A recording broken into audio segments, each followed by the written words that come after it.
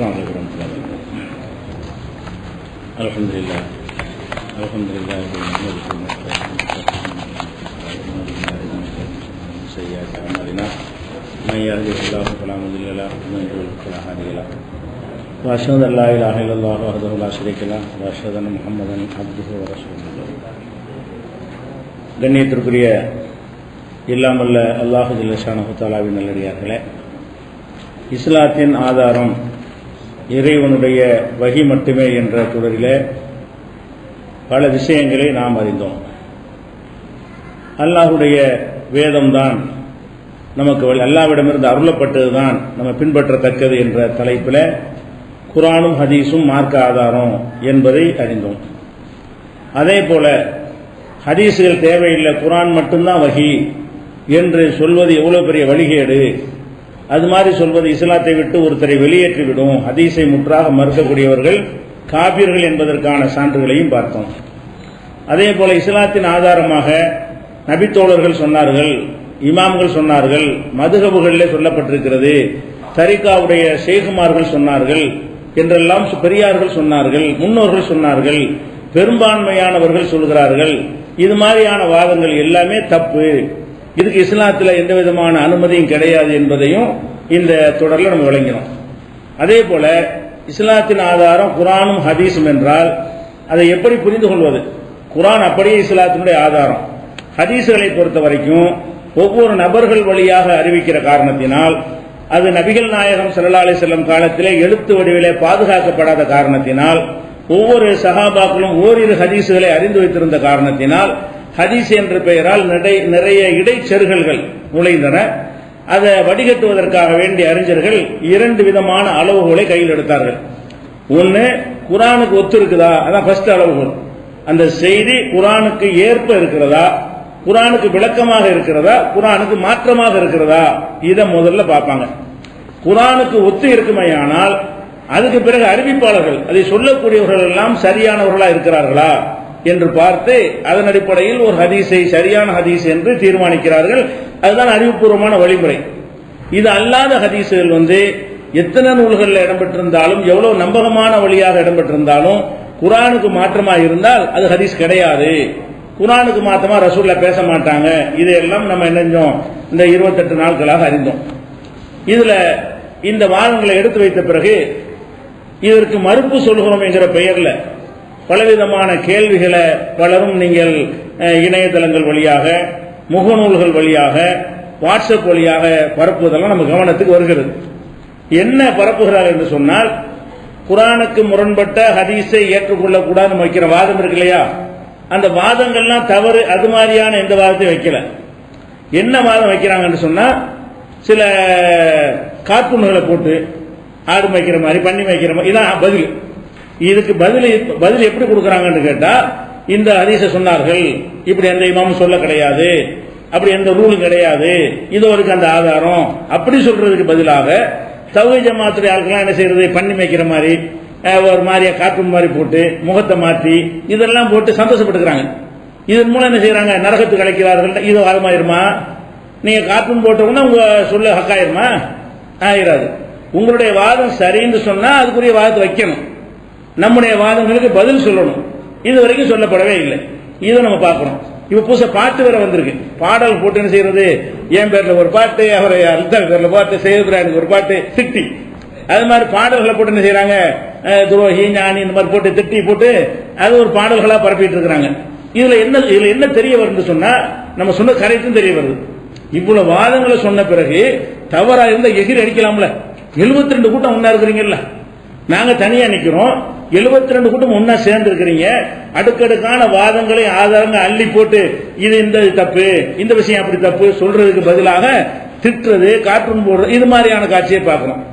அது மாதிரி சில நேரங்கள்ல நம்ம பேசுனதுல ஒரு செகண்ட் மட்டும் வெட்டி அதை மட்டும் போட்டு செய்யறது, பார்த்தீர்களா அப்படிங்கிறது. மொத்தமா பார்த்தா அதுக்கு அர்த்தம் வேறையா இருக்கும். உதாரணத்துக்கு சொல்வதாக இருந்தால், நேற்று கூட நான் பேசினதுல என்ன, நரகத்துக்குன்னு சில ஆட்களை எல்லாம் படைப்பான், படைச்சு அவங்களை சொர்க்கத்தில் போனான்னு சொல்லிவிட்டேன் நேற்று பேசும்போது. அப்ப என்ன அது மட்டும் வெட்டி போதா அப்படி இருக்கு? நரகத்திற்கு என்று சில பேரை எல்லாம் படைத்து நரகம் நிறைஞ்சிடும்ல, அதுக்கும் தனியா ஒரு படைப்பை படைத்து அவங்களுக்கு சொர்க்கத்தில் போனான்னு சொல்லிவிட்டேன் டங் ஸ்லிப்ல. அப்ப இதை மட்டும் வெற்றி போட்ட எப்படி இருக்கேன் பார்த்தீர்களா? ஹதீஸ்ல இப்படி இருக்கிறது, இவர்கள் எப்படி சொல்கிறார்கள்? மொத்தமா சொல்லிட்டு வர்றதை பார்த்தா அந்த அர்த்தத்தில் சொல்லல, இது வாய் தவறி வந்திருக்குன்னு விளங்கும். இந்த மாதிரியான சின்ன சின்ன கிளிப்புகளை வெட்டி போட்டு என்ன செய்யறது, அதை வச்சுட்டு பதில் சொல்ற மாதிரி மொத்த வாதத்தை வை அது பதில சொல்லு, மொத்தமா என்ன வாதம் வச்சாங்க அதுக்கு என்ன பதில் அப்படி சொல்றது கிடையாது. இந்த மாதிரியான கிளிப்பிங்களை வெட்டி பேசுனதுல வந்திருக்கும்ல அது. அதே மாதிரி இப்ப நம்ம சில அறிஞர்களுடைய கூட்டுகளை எடுத்து காட்டும். இப்ப யாராவது சொல்லி இருக்கிறாங்களான்னு கேட்டதுக்காக வேண்டி குர்ஆனுக்கு முரண்பட்டா ஏற்றுக்கொள்ள கூடாதுங்கிறது முடிஞ்சு வச்சது, அதுக்கு எந்த ஆதாரம் காட்ட தேவையில்லை. இவர்கள் என்ன சொல்கிறார்கள் என்று கேட்டா இது புதுசு, இதுக்கு முந்தி யாரும் சொல்லாது அப்படின்னு சொன்னதுக்காக வேண்டி அறிஞர்கள் சொன்னதை நம்ம எடுத்து காட்டுறோம். அவங்க சில தவறாகவும் சொல்லியிருப்பாங்க, ஆனால் பேசிக் என்ன குர்ஆனுக்கு முரண்பட்டால் ஏற்றுக்கொள்ள கூடாதுங்கிறத நிலைநாட்டுவதற்காக சொல்லியிருப்பாங்க இல்லையா? அது பலவீனமான ஹதீஸ் கூட எடுத்து காட்டியிருப்பாங்க. அதை எடுத்துக்காட்டி பலவீனமான ஹதீஸ் அப்படிம்பாங்க. பலவீனமான ஹதீஸ்ங்கிற நாங்க வாதம் வைக்கிறது இருந்தா தான் சொல்லணும். ஒரு அறிஞர் அதை வைத்து குர்ஆனை மட்டும்தான் பின்பற்றினாங்க, குர்ஆனுக்கு முரணா இருந்தா ஏற்றுக்கொள்ள கூடாதுன்னு சொல்லி இருக்கிறாரு அப்படின்னு நம்ம மேற்கோளாக 2 நாளா எடுத்து காட்டணும்ல அறிஞருடைய சொல்லு. அதுல அவர்கள் சில பிழை விட்டிருப்பார்கள். அவர்கள் பிழை விட்டதை நம்ம விட்ட மாதிரி என்ன செய்வாங்க எடுத்துக்காட்டி இப்படி எல்லாம் இதுதான் விமர்சனங்கள் செய்யப்படுதே தவிர உருப்படியாக ஒரு ஆதாரம் என்ன செய்யல கிடையாது என்பதை நீங்க முதல்ல வச்சுக்கணும். அடுத்ததாக சில விஷயங்கள் மட்டும், சில கேள்விகள் அறிவுபூர்வமா சில கேள்விகளை கிளப்புறாங்க, அதுக்கு மட்டும் பதில் சொல்லுவோம். என்ன சொல்றாங்கன்னு கேட்டா, அதாவது நேற்று இந்த அவதூறு சொன்னாங்க இல்லையா, அவதூறு சொன்னவர்களுடைய ஹதீஸை ஏற்றுக்கொள்ளக்கூடாது குர்ஆன்ல இருக்குது அப்படின்னு சொன்னோம். அதுல மட்டும் ஒரு கேள்வி கொஞ்சம் அறிவுபூர்வமா கேட்டிருக்கிறாங்க. அந்த வசனத்தில் எப்படி வருதுன்னு கேட்டா, வல்லதீன யர்மூனல் முஹ்சனாத்தி, ஒழுக்கமுள்ள பெண்கள் மீது யார் பழி சுமத்துகிறார்களோ, சும்மலம் யஅதூபி அர்பாத்தி சுஹதா, பிறகு 4 சாட்சிகளை கொண்டு வராமல் இருக்கிறார்களோ, ஃபஜ்லிதுஹும் ஸமானீன ஜல்தா, அவங்களை 80 கசேடி அடியுங்கள், வலா தக்பலுலஹும் ஷஹாதத்தன் அபதா, அவங்களுடைய ஒருபோதும் அவங்களுடைய சாட்சியத்தை ஏற்றுக்கொள்ளாதீர்கள் அப்படின்னு வசனம் சொன்னோம்ல. அடுத்த வசனத்தில் என்ன வருதுன்னு கேட்டா, உலாயிகமுல் ஃபாசிகூன், அவர்கள் பாவிகள், இல்லல்லதீன தாபூ மின் பாதி தாலிக, இதற்கு பிறகு தௌபா செய்து வஸலஹு திருந்தி கொண்டார்களே அவர்களை தவிர அப்படின்னு வருது. அப்ப அவதூறு சொன்னவர்களுடைய சாட்சியத்தை ஏற்றுக்கொள்ள கூடாது, ஆனால் யாரை தவிர, திருந்தி கொண்டவர்களை தவிரன்னு வருதுல. அப்ப அந்த கசேரி வாங்கி அவங்க தௌபா செஞ்சு திருந்தி இருந்தார்களே, ஆனால் அவங்கள எப்படி சாட்சியத்தை ஏற்றுக்கிறாம இருக்கிறது, பின்னாடி உள்ளது நீங்க மறைச்சிட்டீங்க. இல்லல்லதீன தாபூன்னு அல்லாஹ் என்ன செய்யறான், விதிவிலக்கா சொல்றான். இவர்களை 80 கசேரி அடிங்க, சாட்சியத்தை ஏற்றுக்கிறாதீங்க, இவங்க பாவிகள், இவர் யாரை தவிர, தௌபா செஞ்சவங்களை தவிரன்னு வருது. அப்ப தௌபா செஞ்சு இருந்தா அவங்க சாட்சியத்தை ஏற்றுக்கலாம்ல. சஹாபாக்கள் அவதூறு சொல்லி அவங்க தௌபாவும் செஞ்சிருந்தார்களே, ஆனால் அவங்க சாட்சியத்தை ஏற்றுக்கொள்ளலாம் தானே இந்த வசனத்தில் இருக்கிறது அப்படின்னு ஒரு வாதம் வைப்பாங்க. அந்த வாதம் சரியில்லை. ஏன் சரியில்லைன்னு சொல்லணும்னா, இப்ப அதுல 3 விஷயம் இருக்கு. என்ன இருக்குன்னு கேட்டா, 80 கசேரி அடிக்கணும் 1, 2வது சாட்சியத்தை ஏற்றுக்க கூடாது 2, அவர்கள் பாவிகள் 3 விஷயம் இருக்கு. அப்புறம் தான் தவிரன்னு வருது. இந்த தவிரங்கிறது எப்ப வருதுன்னு கேட்டா, 3 செய்தியை சொல்லிவிட்டு அல்ல தவிரன்னு சொல்றான். 80 கசேரி அடிங்கள்னு சொல்றான்ல, அதுல இருந்து தவிரண்டு ஆக முடியுமா? 80 கசேரி அடிங்கள் திரும்பி கொண்டவர்களை தவிர. அப்ப எல்லாரும் அடிக்கும்போது திரும்பிட்டான், அவதூறு சொல்லுவான், அடிக்க போக செய்வான், திருந்திட்டானே, அப்ப எவனையுமே அடிக்க முடியாது. அப்ப அதுல இருந்து விதிகளை கொடுக்க முடியாது. அதே மாதிரி தான் சாட்சியத்தை ஏற்றுக்கொள்ளாதீர்கள் இருக்குல்ல, அதுலயும் கொடுக்க முடியாது. ஏன்னு கேட்டா, அபதன் ஒருபோதும், அந்த வாசனை எப்படி வருது, வலா தக்பலுலஹும் ஷஹாதத்தன் அபதா, ஒருபோதும் அவங்களுடைய சாட்சியத்தை ஏற்றுக்கொள்ளாதீர்கள் சொன்னாலே அதுல விதிவிலக்கே கிடையாதுன்னு ஆயிடுச்சு. உலாயிகஹுமுல் ஃபாசிகூன், அவங்க பாவிகளாக இருக்கிறார்கள் சொன்னா பாருங்க, அதுக்கு தான் விதிவிலக்கு. பாவிகளாக இருக்கிறார்கள், இல்லல்லதீன தாபு, திருந்தி கொண்டவர்களை, மறுமையில திருந்திக்கிட்டீங்கன்னு சொன்னா உலகத்துல உள்ளது அடிச்சு போடுவாங்க. ஒரு விபச்சாரம் பண்ணாங்க, கைமை மாட்டிட்டாங்க, திருந்திட்டான்னு சொன்னா தண்டிக்க முடிவாங்களா? தண்டிச்சிருவோம். அல்லாட்ட என்ன செய்வாங்க, அவங்க குற்றமற்றவங்களா இருப்பாங்க. திருந்திட்டேன்னு சொன்னா, ஆகா பெரிய பிழை விட்டுட்டமே, நம்ம தவறு செஞ்சிட்டமேன்னு வருந்தி அல்லாட்ட அழுது கேட்டான்னு சொன்னா, அவன் அல்லாவிடத்தில் பாவி இல்லை, மனிதர்களுக்கு அல்லாஹ் வழங்கிய சட்டப்படி குற்றவாளி. மனிதர்கள் அந்த சட்டப்படி என்ன செய்யணும், தண்டனை கொடுத்து ஆக வேண்டும். அப்ப முதல் 2 விஷயமும் நமக்கு சொன்ன கட்டளை. உலகத்தில் கடைபிடிக்க வேண்டிய சட்டம் எது? 80 கசேரி அடிக்கிறது நம்ம அல்ல அடிக்க மாட்டான். 80 கசேரிங்கிறது நம்ம செய்ய வேண்டிய சட்டம். அதே மாதிரி சாட்சியத்தை ஏற்றுக்கொள்ளாதீர்கள் என்பது நம்ம செய்ய வேண்டிய விஷயம். அதுக்கு தௌபா கிடையாது. தௌபா செஞ்சா நமக்கு எப்படி தெரியும்? முதல்ல தௌபாங்கிறது உள்ள சம்பந்தப்பட்டது. மனப்பூர்வமா அவன் மன்னிப்பு கேட்டானா இல்லையாங்கிறது அல்லாஹ் ஒருத்தருக்கு தான் தெரியும். நம்ம பக்கம் அல்ல தள்ளி விட மாட்டாங்க. அதுல 3 விஷயம் சொல்லிட்டு அவர்கள் பாவிகள்னு முடிக்கிறான்ல, பாவிகள் திருந்தியவர்களை தவிர. இதெல்லாம் செஞ்சு அடிலாம் வாங்கி திருந்தி இருந்தார்களே ஆனால் நம்ம உலகத்தில் அவனை புறக்கணிச்சு இருந்தாலும் மறுமையில் அவன் பாவியாக மாட்டான். எந்த பாவத்துக்கு உள்ள ரூல தான். எந்த பாவத்தை செஞ்சாலும் திருந்தி விட்டான் என்று சொன்னால், கொலையை செஞ்சுட்டா கொலைக்கு கொலை பண்ணிட்டாங்க, அது உலகத்தில் தண்டனை பண்ணியாச்சு. ஆனா மருந்தி திருந்தி தெரியாம செஞ்சிட்டமே என்று கவலைப்பட்டு அல்லாட்ட மன்னிப்பு கேட்டிருந்தான்னு வைங்க, மறுமையில் அவன் கொலைகாரன் நிக்க மாட்டான். உலகத்தில் தண்டனை கொடுத்தாச்சு, அவன் மன்னிப்பு கேட்டுட்டான், அவனுக்கு அல்லாஹ் குற்றவாளி ஆக்க மாட்டான். அப்ப இதுல 3 விஷயத்தை அல்லாஹ் சொல்லிவிட்டு திருந்தியவர்களை தவிரங்கிறான். இந்த திருந்தியவர்களை தவிர என்பது 80 கசையடிக்கும் பொருந்தாது, எவனை அடிக்க முடியாது. சாட்சியத்தை ஏற்றுக்கொள்ளாதீர்கள் ஒருபோதும், அதை தவிர சேர்க்க முடியாது. எதுக்கு சேர்க்கணும்? உலாயிக்கஹுமுல் ஃபாசிகூன் இல்லல்லதீன, அதை ஒட்டி தான் வருது. உலாயிக்கஹுமுல் ஃபாசிகூன், இவர்கள் பாவிகளாக இருக்கிறார்கள். இல்லல்லதீன தாபு, திருந்தியவர்களை தவிர. திருந்தியவர்கள் பாவி இல்லைன்னு தான் சொல்லப்பட்டிருக்கே தவிர திருந்தியவர்களை அடிக்க வேணாம்னு சொல்லப்படல. திருந்தியவர்களை சாட்சியத்தை ஏத்துக்கிறங்க அப்படின்னு சொல்லப்படவே இல்லை. அதை கவனிக்காம மேலோட்டமா பார்த்து கொண்டு இந்த வசனம் சொல்லாத ஒரு கருத்தை சொன்னதாக ஒரு விமர்சனத்தை வைக்கிறாங்க. தவறு என்பதை முழு வசனத்தையும் படித்தால் நீ விளங்கிக் கொள்ளலாம். அடுத்து என்ன செய்யறாங்கன்னு கேட்டா, தௌஹீத் ஜமாஅத் உள்ளவர்கள் அவங்க அறிவுக்கு ஒத்துக்கிட்டா ஏத்துக்கிறாங்க, அறிவுக்கு ஒத்துக்கலன்னா மறுக்கிறாங்க. அடிப்படை என்னன்னு கேட்டா, அவங்க ஒரு நாத்திகர்கள் மாதிரி இருக்கிறாங்க. பகுத்தறிவுக்கு ஒத்த விஷயங்களை மட்டும்தான் ஒப்புக்கொள்றாங்க. இந்த ஹதீஸை மறுக்கிறதுக்கு காரணம் குர்ஆனுக்கு மாற்றமா இருக்கிறது கிடையாது. எதனால மறுக்கிறோமா? நம்ம அறிவுக்கு ஏற்றுக்கொள்ளல, அதனால மறுக்கிறாங்க அப்படிங்கிற ஒரு வாதத்தை வைத்து மக்கள் என்ன செய்யறாங்கன்னா, இவங்க அறிவுக்கு முக்கியத்துவம் கொடுக்கிறவங்க, குர்ஆன் ஹதீஸ்லாம் இவங்களுக்கு கிடையாது என்ற ஒரு வாதத்தை வைக்கிறாங்க. நம்ம அறிவுபூர்வமான வாதங்கள் வைக்கிறோம். அதுக்காக வேண்டி சில விஷயங்களை மறுக்கும் போது அறிவுபூர்வமான வாதங்களை வைக்கிற காரணத்தினால நம்ம அறிவுக்கு ஏத்துக்கல என்பதற்காகத்தான் மறுக்கிறோம்னு சொல்றாங்க. ஆனால் அறிவுக்கு முக்கியத்துவம் கொடுக்கிற விஷயத்துக்கு அறிவு தான் கொடுக்கணும். அறிவுக்கு முக்கியத்துவம் கொடுக்கப்படாத விஷயங்களுக்கு நம்ம கொடுக்கிறது இல்லை. மறுமை நம்புறோமே, நம்ம அறிவுக்கு முக்கியத்துவம் கொடுக்கிறோம். யார் மறுமையை பார்த்தா நம்ம நம்புறோம். தௌஹீத் ஜமாஅத் மறுமையை மறுக்குதா? சொர்க்கத்தை மறுக்குதா? சொர்க்கத்தை பாத்தீங்களா யாராச்சும்? அறிவுக்கு முக்கியத்துவம் கொடுத்தா என்ன செய்வோம்? இல்லைன்னு சொல்லிட்டு போயிருவோம். அப்ப ரசூலுல்லாஹ் அல்லாஹ்வுடைய தூதரானவர் நம்புறோமே, அதுக்கு அறிவுக்கு முக்கியத்துவம் கொடுக்கிறோம். நம்பிக்கை, நபிகள் நாயகம் ஸல்லல்லாஹு அலைஹி வஸல்லம் சொன்ன எத்தனையோ ஆன்மீக மலக்குகள் இருக்கிறாங்க. மலக்குகள் நம்புறமா இல்லையா? யார் பார்த்தா கொண்டாந்து காட்டுல சொன்னோம். ஜின்னு நம்புறமா இல்லையா? அறிவுக்கு முக்கியத்துவம் கொடுக்க எதுல என்று கேட்டா, எது அறிவுபூர்வமான விஷயங்களும் இபாதத்து இல்லாம உலக சம்பந்தப்பட்ட விஷயங்களாக இருந்த கத்தரிக்காக்கி எல்லாமே தீரும் என்பது இது உலக சம்பந்தப்பட்ட விஷயம், அது தீரணும். தீரடி போய் அது மாதிரி தான் எடுத்துக்கிறோமே தவிர தயமம் செய்யறோம். காற்று பிரிந்தால் ஒழு செய்யறோம். காத்து பிரிகிறது ஒழுக்கு என்ன சம்பந்தம்? காத்து எங்க பிரியுது? இவருக்கு மூஞ்சி கழுவணும் அப்படின்னு நம்ம நினைச்சோமா? மார்க்கத்திலிருந்து அவ்வளவுதான். காற்று பிரிந்தால் ஒழு நீங்கி விடும். ரசூலுல்லாஹ் சொல்லிட்டாங்க. இதுல அறிவையா செலுத்தணும், இபாதத்துல செலுத்த மாட்டோம். இபாதத்து விஷயத்துல இப்ப கையை உயர்த்துறோம், அறிவு சிந்திச்சு ஏன் உயர்த்து அப்படியே சிந்திக்கிறோம். ரசூலுல்லாஹ் முடிஞ்சு வச்சுக்கிறார். நெஞ்சில கட்டுறோம், ஏன் கட்டுறோம்? அறிவு சிந்திச்சு நெஞ்சில கட்டுறது பொருந்தவில்லை அப்படியே நம்ம சொல்றோம். ரசூலுல்லாஹ் கட்டினா கட்டுறோம், குனிக்கணும், நிமிர்றோம், எல்லாமே காலையில சாயந்தரம் வரைக்கும் பட்னியா கட்டுறோம் நோம்புல. எதுக்காக வேண்டி? அறிவுக்கு முக்கியத்துவம் கொடுத்தோம். அதை இபாதத்து சம்பந்தம் என்று வந்தால் அதை அப்படி நம்ம ஏற்றுக்கொள்வோம். உலகத்து ரிசல்ட்டை பத்தி வந்தால் அது உலக சம்பந்தப்பட்ட விஷயமா இருக்கனால இதை ரசூலுல்லாஹ் சொல்லியிருப்பாங்களான்னு என்ன செய்வோம், பார்ப்போம். இப்படி எதை அறிவை பயன்படுத்த வேண்டுமோ அதில் பயன்படுத்துகிறோமே தவிர அறிவுக்கு பொருந்தாதெல்லாம் ஏத்துக்கிறதா இருந்தா எவ்வளவு விஷயங்களை நிராகரிச்சுட்டு போயிடும். நம்ம பண்ணதே கிடையாது. குர்ஆனை காட்டி குர்ஆனுக்கு எதிராக இருக்குதுன்னு சொல்லி அது நிராகரிக்கிறோம். நடைமுறையை காட்டி, நடைமுறையில் உள்ளதை காட்டி அஜ்வா பேரிச்சம்பழம் தந்தால் விஷம் முறிக்காதுங்கிறீங்கல்ல, இந்தாங்க தின்னுங்க, முறிச்சு காட்டுங்க. இது உலக விஷயம் தானே. அஜ்வா பேரிச்சம்பழம் உலகத்தில் கிடைக்குது, அதை வாங்கி சாப்பிட்டா விஷம் ஒன்றும் செய்யாதுங்கிறீங்க. ரசூலுல்லாஹ் சொன்னதா சொல்றீங்க. இந்தாங்க அஜ்வா பேரிச்சம்பழம் தின்னுங்கன்னு ஒருத்தன் கேட்கறான், திருதுன்னு முழிக்கிறீங்க. அப்ப நம்ம என்ன செய்யணும்? இது ஹதீஸ் கிடையாது.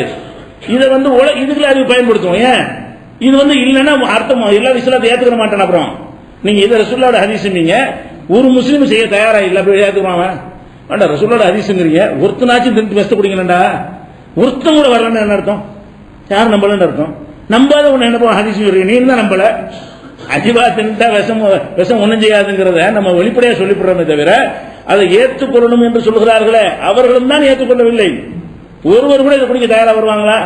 அப்ப இது மாதிரி விஷயங்கள் அறிவை பயன்படுத்துறோம். அறிவு அறவே பயன்படுத்தணும்னு சொல்ல முடியாது. அறிவை பயன்படுத்தி தான் எல்லா ஆராய்ச்சிகளும் பண்ணி இருக்கிறார்கள். ஹதீஸ்கள் மசாயில்கள் எடுத்தாங்க, அறிவை பயன்படுத்தாமையா சிந்தனை வைத்தான் எடுத்துருக்காங்க. அப்ப சிந்திக்க நல்லா குர்ஆன்ல சொல்றான். எதுக்கு சொல்றான்? அப்ப அப்பலா எத்த தப்புறான் குர்ஆனை சிந்திக்க மாட்டீர்களா? அப்ப சிந்திக்கிறது என்பது பாவம் மாதிரி அறிவை பயன்படுத்துகிறார்கள். எதுல பயன்படுத்துவாங்க? அறிவை பயன்படுத்துற விஷயங்களில் பயன்படுத்த வேண்டும். எதுல அறிவை பயன்படுத்தாமல் நம்ம நம்பிக்கை கொள்ள வேண்டுமோ. அல்லாஹ்வுக்கு நரகத்தோட அல்ல பேசினான்னு நேற்று சொன்னோம். சொல்லும்போது நான் என்ன சொன்னேன்? அல்லாஹ் நினைச்சு பேசும், அது மேட்டர் கிடையாது. அது நரகம் எப்படி பேசும்? நரகத்துக்கு நாக்கு இருக்கிறதா? நரகத்துக்கு அப்படி நான் கேட்டேனா? நரகத்தை நோக்கி அல்லாஹ் பேசினான்னு வர்றதை எப்படி சொன்னோம்? அல்லாஹ் சொன்னா எதுவும் பேசும், படைச்சவன். இது நம்பிக்கை. இதுல எங்க நம்ம அறிவை பயன்படுத்தணும்? அப்ப அறிவுக்காக வேண்டிதான் மறுக்கிறார்கள் என்று சொன்னா கொஞ்சம் பேரை தக்க வைக்கலாம் என்பதற்காக வேண்டி இந்த வாதத்தை வைக்கிறார்கள். இது தவறான வாதம், இதை புரிஞ்சுக்கணும். அடுத்து என்ன செய்யறாங்கன்னா, அனைவரும் சஹீஹான ஹதீஸ் ஏத்துக்கிட்டாங்களாம் இவ்வளவு காலமா.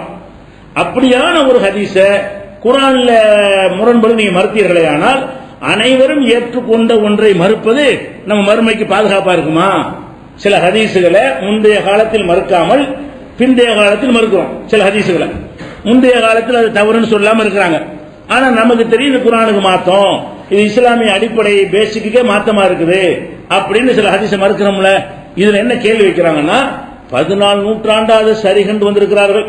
14 நூற்றாண்டாக அதை யாருமே குர்ஆனுக்கு மாத்தம்னு சொல்லல. நீங்க சொல்வதை ஏற்றுக்கொள்ள எப்படி ஈமானுக்கு பாதுகாப்பாகும் அப்படின்னு சொல்றாங்க. நம்ம என்ன கேட்கிறோம்னா, இது 14 நூற்றாண்டு விட்டுருவோம். எத்தனை ஹதீசுகளை குர்ஆனுக்கு மாற்றம் 700 ஒருத்தர் சொன்னார்ல, இப்னுல் கய்யிம் சொன்னார்ல, 700 தான் ஹிஜ்ரி 700 உள்ளதானே. அவர் சொல்லும் போது அவருக்கு யாரும் சொல்லல. இப்ப நாங்க சொல்லும் போது யாரும் சொல்லலங்கிறீங்க. 700 இப்னுல் கய்யிம் இது குர்ஆனுக்கு மாத்தம்னு சொன்னார, அதுக்கு உத்தரவு சொல்லலையே. அப்ப அதை கேள்வி கேட்டா என்ன செய்வீங்க? இப்னுல் கய்யிம் போய் இது வரைக்கும் ஒருத்தர் சொல்லா நீங்க சொல்றீங்க அப்படின்னு கேட்க முடியுமா? யாரு சொன்னாலும் அவருக்கு ஒருத்தர் சொல்லாதானே இருக்கு.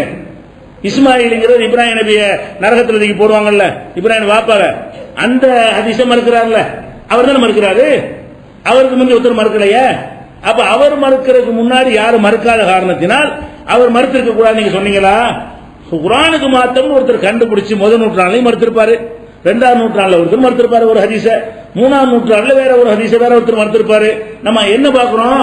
முன்னாடி மறுத்தாங்களான்னு பார்த்தா எவனும் ஆய திறக்க கூடாது. முன்னாடி மறுத்தாங்களான்னு பார்த்தா ரசூலுல்லாஹ் காலத்துக்கு அவ்வளவு ஊமையாயிர வேண்டியதான்.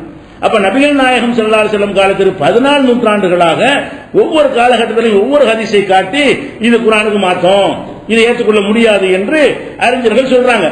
1000 வந்தவங்க வரைக்கும் சொல்றாங்க. முல்லாலிக்காரு 1000 உள்ளவரை சொல்றாரு குர்ஆனுக்கு மாத்தமா இருந்தா ஏத்துக்கிற மாட்டான்னு சில ஹதீஸ்களை மூலாத் முல்லாலிக்காரின் ஒரு நூல் இருக்கிறது, இட்டு கட்டப்பட்டவைகள் அவரும் எழுதியிருக்கிறாரு. 400 வருஷத்துக்கு முந்தினவர் அவர் வரைக்கும் தான் மறுத்திருக்கிறாரு. அவர் மறுத்த பல விஷயங்கள் அதுக்கு முந்தி மறுக்கல. நம்ம என்ன பார்க்கணும்?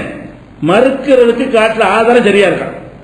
குர்ஆனுக்கு மாத்தம் மறுக்கிறார்ல, உண்டா? எந்த குர்ஆன், எந்த ஹதீஸ் கரெக்டா இருக்கா? ஏற்றுக்கொள்ளலாம். இதுதான் பார்க்கணுமே தவிர இதுக்கு முந்தி சொன்னதுதான் பாதுகாப்புன்னு நினைச்சீங்களே. ஆனால் அப்ப ஒவ்வொருத்தர் சொன்னும் தப்பா போயிடும். இப்னுல் கய்யிம் சொன்ன தப்பு ஏன்? 700 வருஷமா ஹதீஸ் ஒத்துக்கொண்டிருந்த விஷயத்தை அவர் மறுத்தாரு. இப்னுல் கய்யிம் மறுத்திருக்கிறார். 7 நாள்ல உலகத்தை படைச்சான்னு வரக்கூடிய ஹதீஸ் முஸ்லிம்ல வருது. 6 நாளில் அல்லாஹ் படைச்சதா சொல்றான். 7 நாளில் படைத்ததாக வரக்கூடிய முஸ்லிம்ல வர்ற ஹதீஸ் தவறு, குர்ஆனுக்கு மாத்தம்னு சொன்னாரு. அவருக்கு முந்தைய சரின்னு எல்லாம் வச்சிருந்தாங்க. இப்னுல் கய்யிம் சொல்வதற்கு முன்னாடி எல்லாரும் சரிந்தாங்க. அவர்கிட்ட போயிட்டு இத்தனை வருஷமா இருந்தா நம்ம பாதுகாப்பு, நீங்க சொன்ன நாங்க ஏத்துக்க முடியுமா? நீ இப்னு தய்மியா காலத்துல வாழ்ந்தா அப்படி சொல்லியிருப்பாங்க. இந்த கேள்வி கேட்கிறார்கள். இப்னு தய்மியா காலத்துல வாழ்ந்தா நீ தான் முத சொல்ற, 700 வருஷமா யாருமே சொல்லலையா? இப்படி போய்கிட்டு இது அறிவுபூர்வமான வாதமா? இப்படி கேட்கலாமா? சொல்ற வாதம் குர்ஆனுக்கு ஒத்துருக்கான்னு பாருங்க. குர்ஆனுக்கு மாற்றம் நாங்க சொல்றோம்ல, நீ கண்ண மூடி நம்ப வேணாம். மாத்தம் உங்களுக்கு படுதா? குர்ஆன் இந்த கருத்தை சொல்லுது, இந்த ஹதீஸ் இந்த கருத்தை சொல்லுது. ரெண்டு மோதுதா இல்லையா? மோதுனா ரெண்டை ஏத்துக்க முடியும் ஒரு மனுஷனால. மோதக்கூடிய ரெண்டையும் ஏற்றுக்கொள்ள இயலுமா? ரெண்டு முரண்பட்டால் இதை ஏத்து அதை உடனும், அதை ஏத்து இதை உடனும். முரண்பட்ட ரெண்டை ஏற்றுக்க முடியாது. எந்த மனுஷனாலையும் முரண்பட்ட இருக்கிறான் இல்லை சொல்ல முடியாது. வரும் வராது சொல்ல முடியுமா? வரண்டா வரும், வராது வராது, ஒண்ணுதான் சொல்ல முடியும். அப்ப முரண்பட்ட இரண்டை ஏற்றுக்கொள்ளுதல் என்பது உலகத்துல எந்த காலத்திலையும் நடக்க முடியாத ஒரு விஷயம். அல்லாஹ் அப்படி படைச்சிருக்கிறான். எந்த மனிதனுடைய மூளையும் ஒத்துக்கொள்ளாது. அப்ப அந்த மாதிரி இருக்கும் பொழுது நீங்க என்ன பார்க்கணும்னு கேட்டா, இத்தனை வருஷமா சொன்னா நீங்க பார்க்காதீங்க. சில அந்த அடிப்படை எல்லாம் சொல்லிட்டாங்க. இத்தனை வருஷமா குர்ஆனுக்கு மாத்தமாக இருந்தால் ஏற்றுக்கொள்ள கூடாதுங்கிற அடிப்படையை சொல்லிட்டாங்க. ஒரு ஹதீஸை பார்க்கும்போது அவங்க மாற்றமே தெரியல, அடுத்த நூற்றாண்டுல வர்றது மாற்றமா தெரிகிறது. அந்த உசூலை முன்னோர்கள் வைத்த அந்த உசூலை வைத்துக் கொண்டு அவர் பார்க்கிறாரு, பச்சையா மாத்தமா இருக்குது. மாலிக் இமாம் சொன்னார்ல, மாலிக் இமாம் வந்து யாருமே மறுக்கல. எது மறுக்கல? வயசான ஆளுக்கு ஹஜ்ஜிக்கு பதிலாக மகளை ஹஜ்ஜி செய்ய சொல்லுவாங்கல்ல, தள்ளாத கிழவனா இருக்க வேண்டி, அதை மாலிக் இமாம் மறுத்தாங்க. அவருக்கும் ஒருத்தர் மறுக்கல. மாலிக் இமாமுக்கு முந்தைய அந்த ஹதீஸ் சேர்க்கப்பட்டிருந்துச்சு, இவர் முதல்ல மறுத்துவிட்டாரு அப்படின்னு சொல்ல இயலுமா? இது வாதம், இது முட்டாள்தனமான வாதம். அறிவுடையவர்கள் இந்த வாதத்தை வைக்க மாட்டாங்க. இன்னும் சொல்ல போனா எங்களுக்கு பின்னாடி மறுப்பார்கள். எங்களுக்கு பின்னாடி வர்ற மக்கள் கூட நாங்கள் எங்களுக்கு கண்ணுக்கு படாம அது குர்ஆனுக்கு முரண்படலன்னு சொல்லி நாங்களே பயான்லாம் செஞ்சுட்டு போன ஹதீஸ்களை எங்களுக்கு பின்னாடி வரக்கூடிய அறிஞர்கள் பார்த்து அதுல ஒன்று ரெண்டு என்ன செய்யும், இந்த வசனத்துக்கு மாத்தமா இருக்குது, முன்னோர்கள் கவனிக்காம இருந்துட்டாங்கன்னா அது எங்கள் மீது சொல்ற பழி கிடையாது, அது சந்தோஷம், அப்படிதான் சொல்ல வேண்டும், அப்படிதான் சொல்வார்கள். அப்படி சொல்வதை யார் நம்ம அந்த காலத்தில் வாழ்ந்து சந்தோஷம் தான் படுவோம், கண்டுபிடிச்சு சொன்னாங்களே சொல்லி. அதனால இதை ஒரு வாதமாக என்ன செய்யறாங்க, வைக்கிறாங்க. அடுத்து என்னன்னு சொன்னா இன்னொரு கேள்வி, இதெல்லாம் அந்த இணையதளங்கள்ல கேட்கறது, இந்த ஒரு மாச பயானை வைத்து இணையதளங்கள்ல அப்படி பரப்புறாங்கல்ல, அதுக்கு என்ன பதில்? ஒரு வார்த்தை மொத்தமாக சொல்ல மாட்டாங்க, ஒட்டுமொத்த வாதமும் வைத்துக் கொண்டு வரிக்கு வரலாம், அத்தனை ஆயத்துக்கு அத்தனை ஹதீஸுக்கும் பதில் கிடையாது. இடக்கு முடக்க என்ன ஒன்று கேட்டு விடுறது, அது கொஞ்சம் சுத்திட்டே வரும், இதுக்கு அந்த மாதிரி கேட்கிற கேள்வி தான் இதெல்லாம். அடுத்த ஒரு கேள்வி என்ன செய்யறாங்கன்னா, நீங்க உங்க அறிவுக்கு குர்ஆனுக்கு மாத்தம்ங்கிறீங்க. இது ரசூலுல்லாஹ்வுக்கு சூனியம் செய்யப்பட்டது இருக்கு.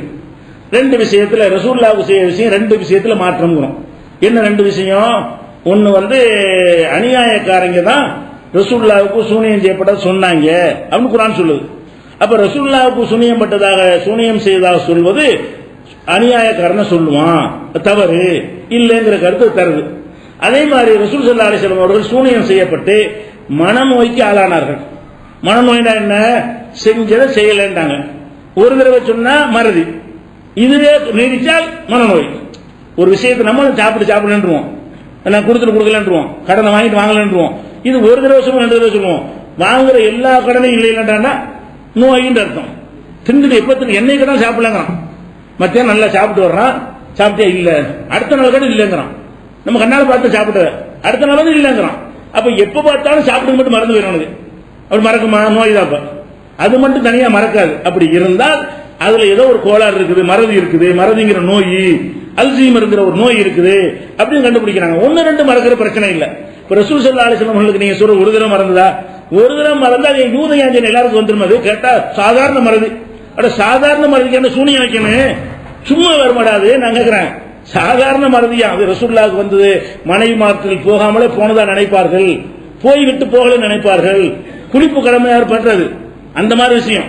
அந்த விஷயத்தை ரசூலுல்லாஹ் மறந்து ஒன்னு ரெண்டு பேர் மனுஷனுக்கு வரும்ல, அப்படியான மறதி. அப்படியான மறதியே சூனியங்கிற அப்படி அப்படியான மறதி உனக்கு வரும் எனக்கு வருமே.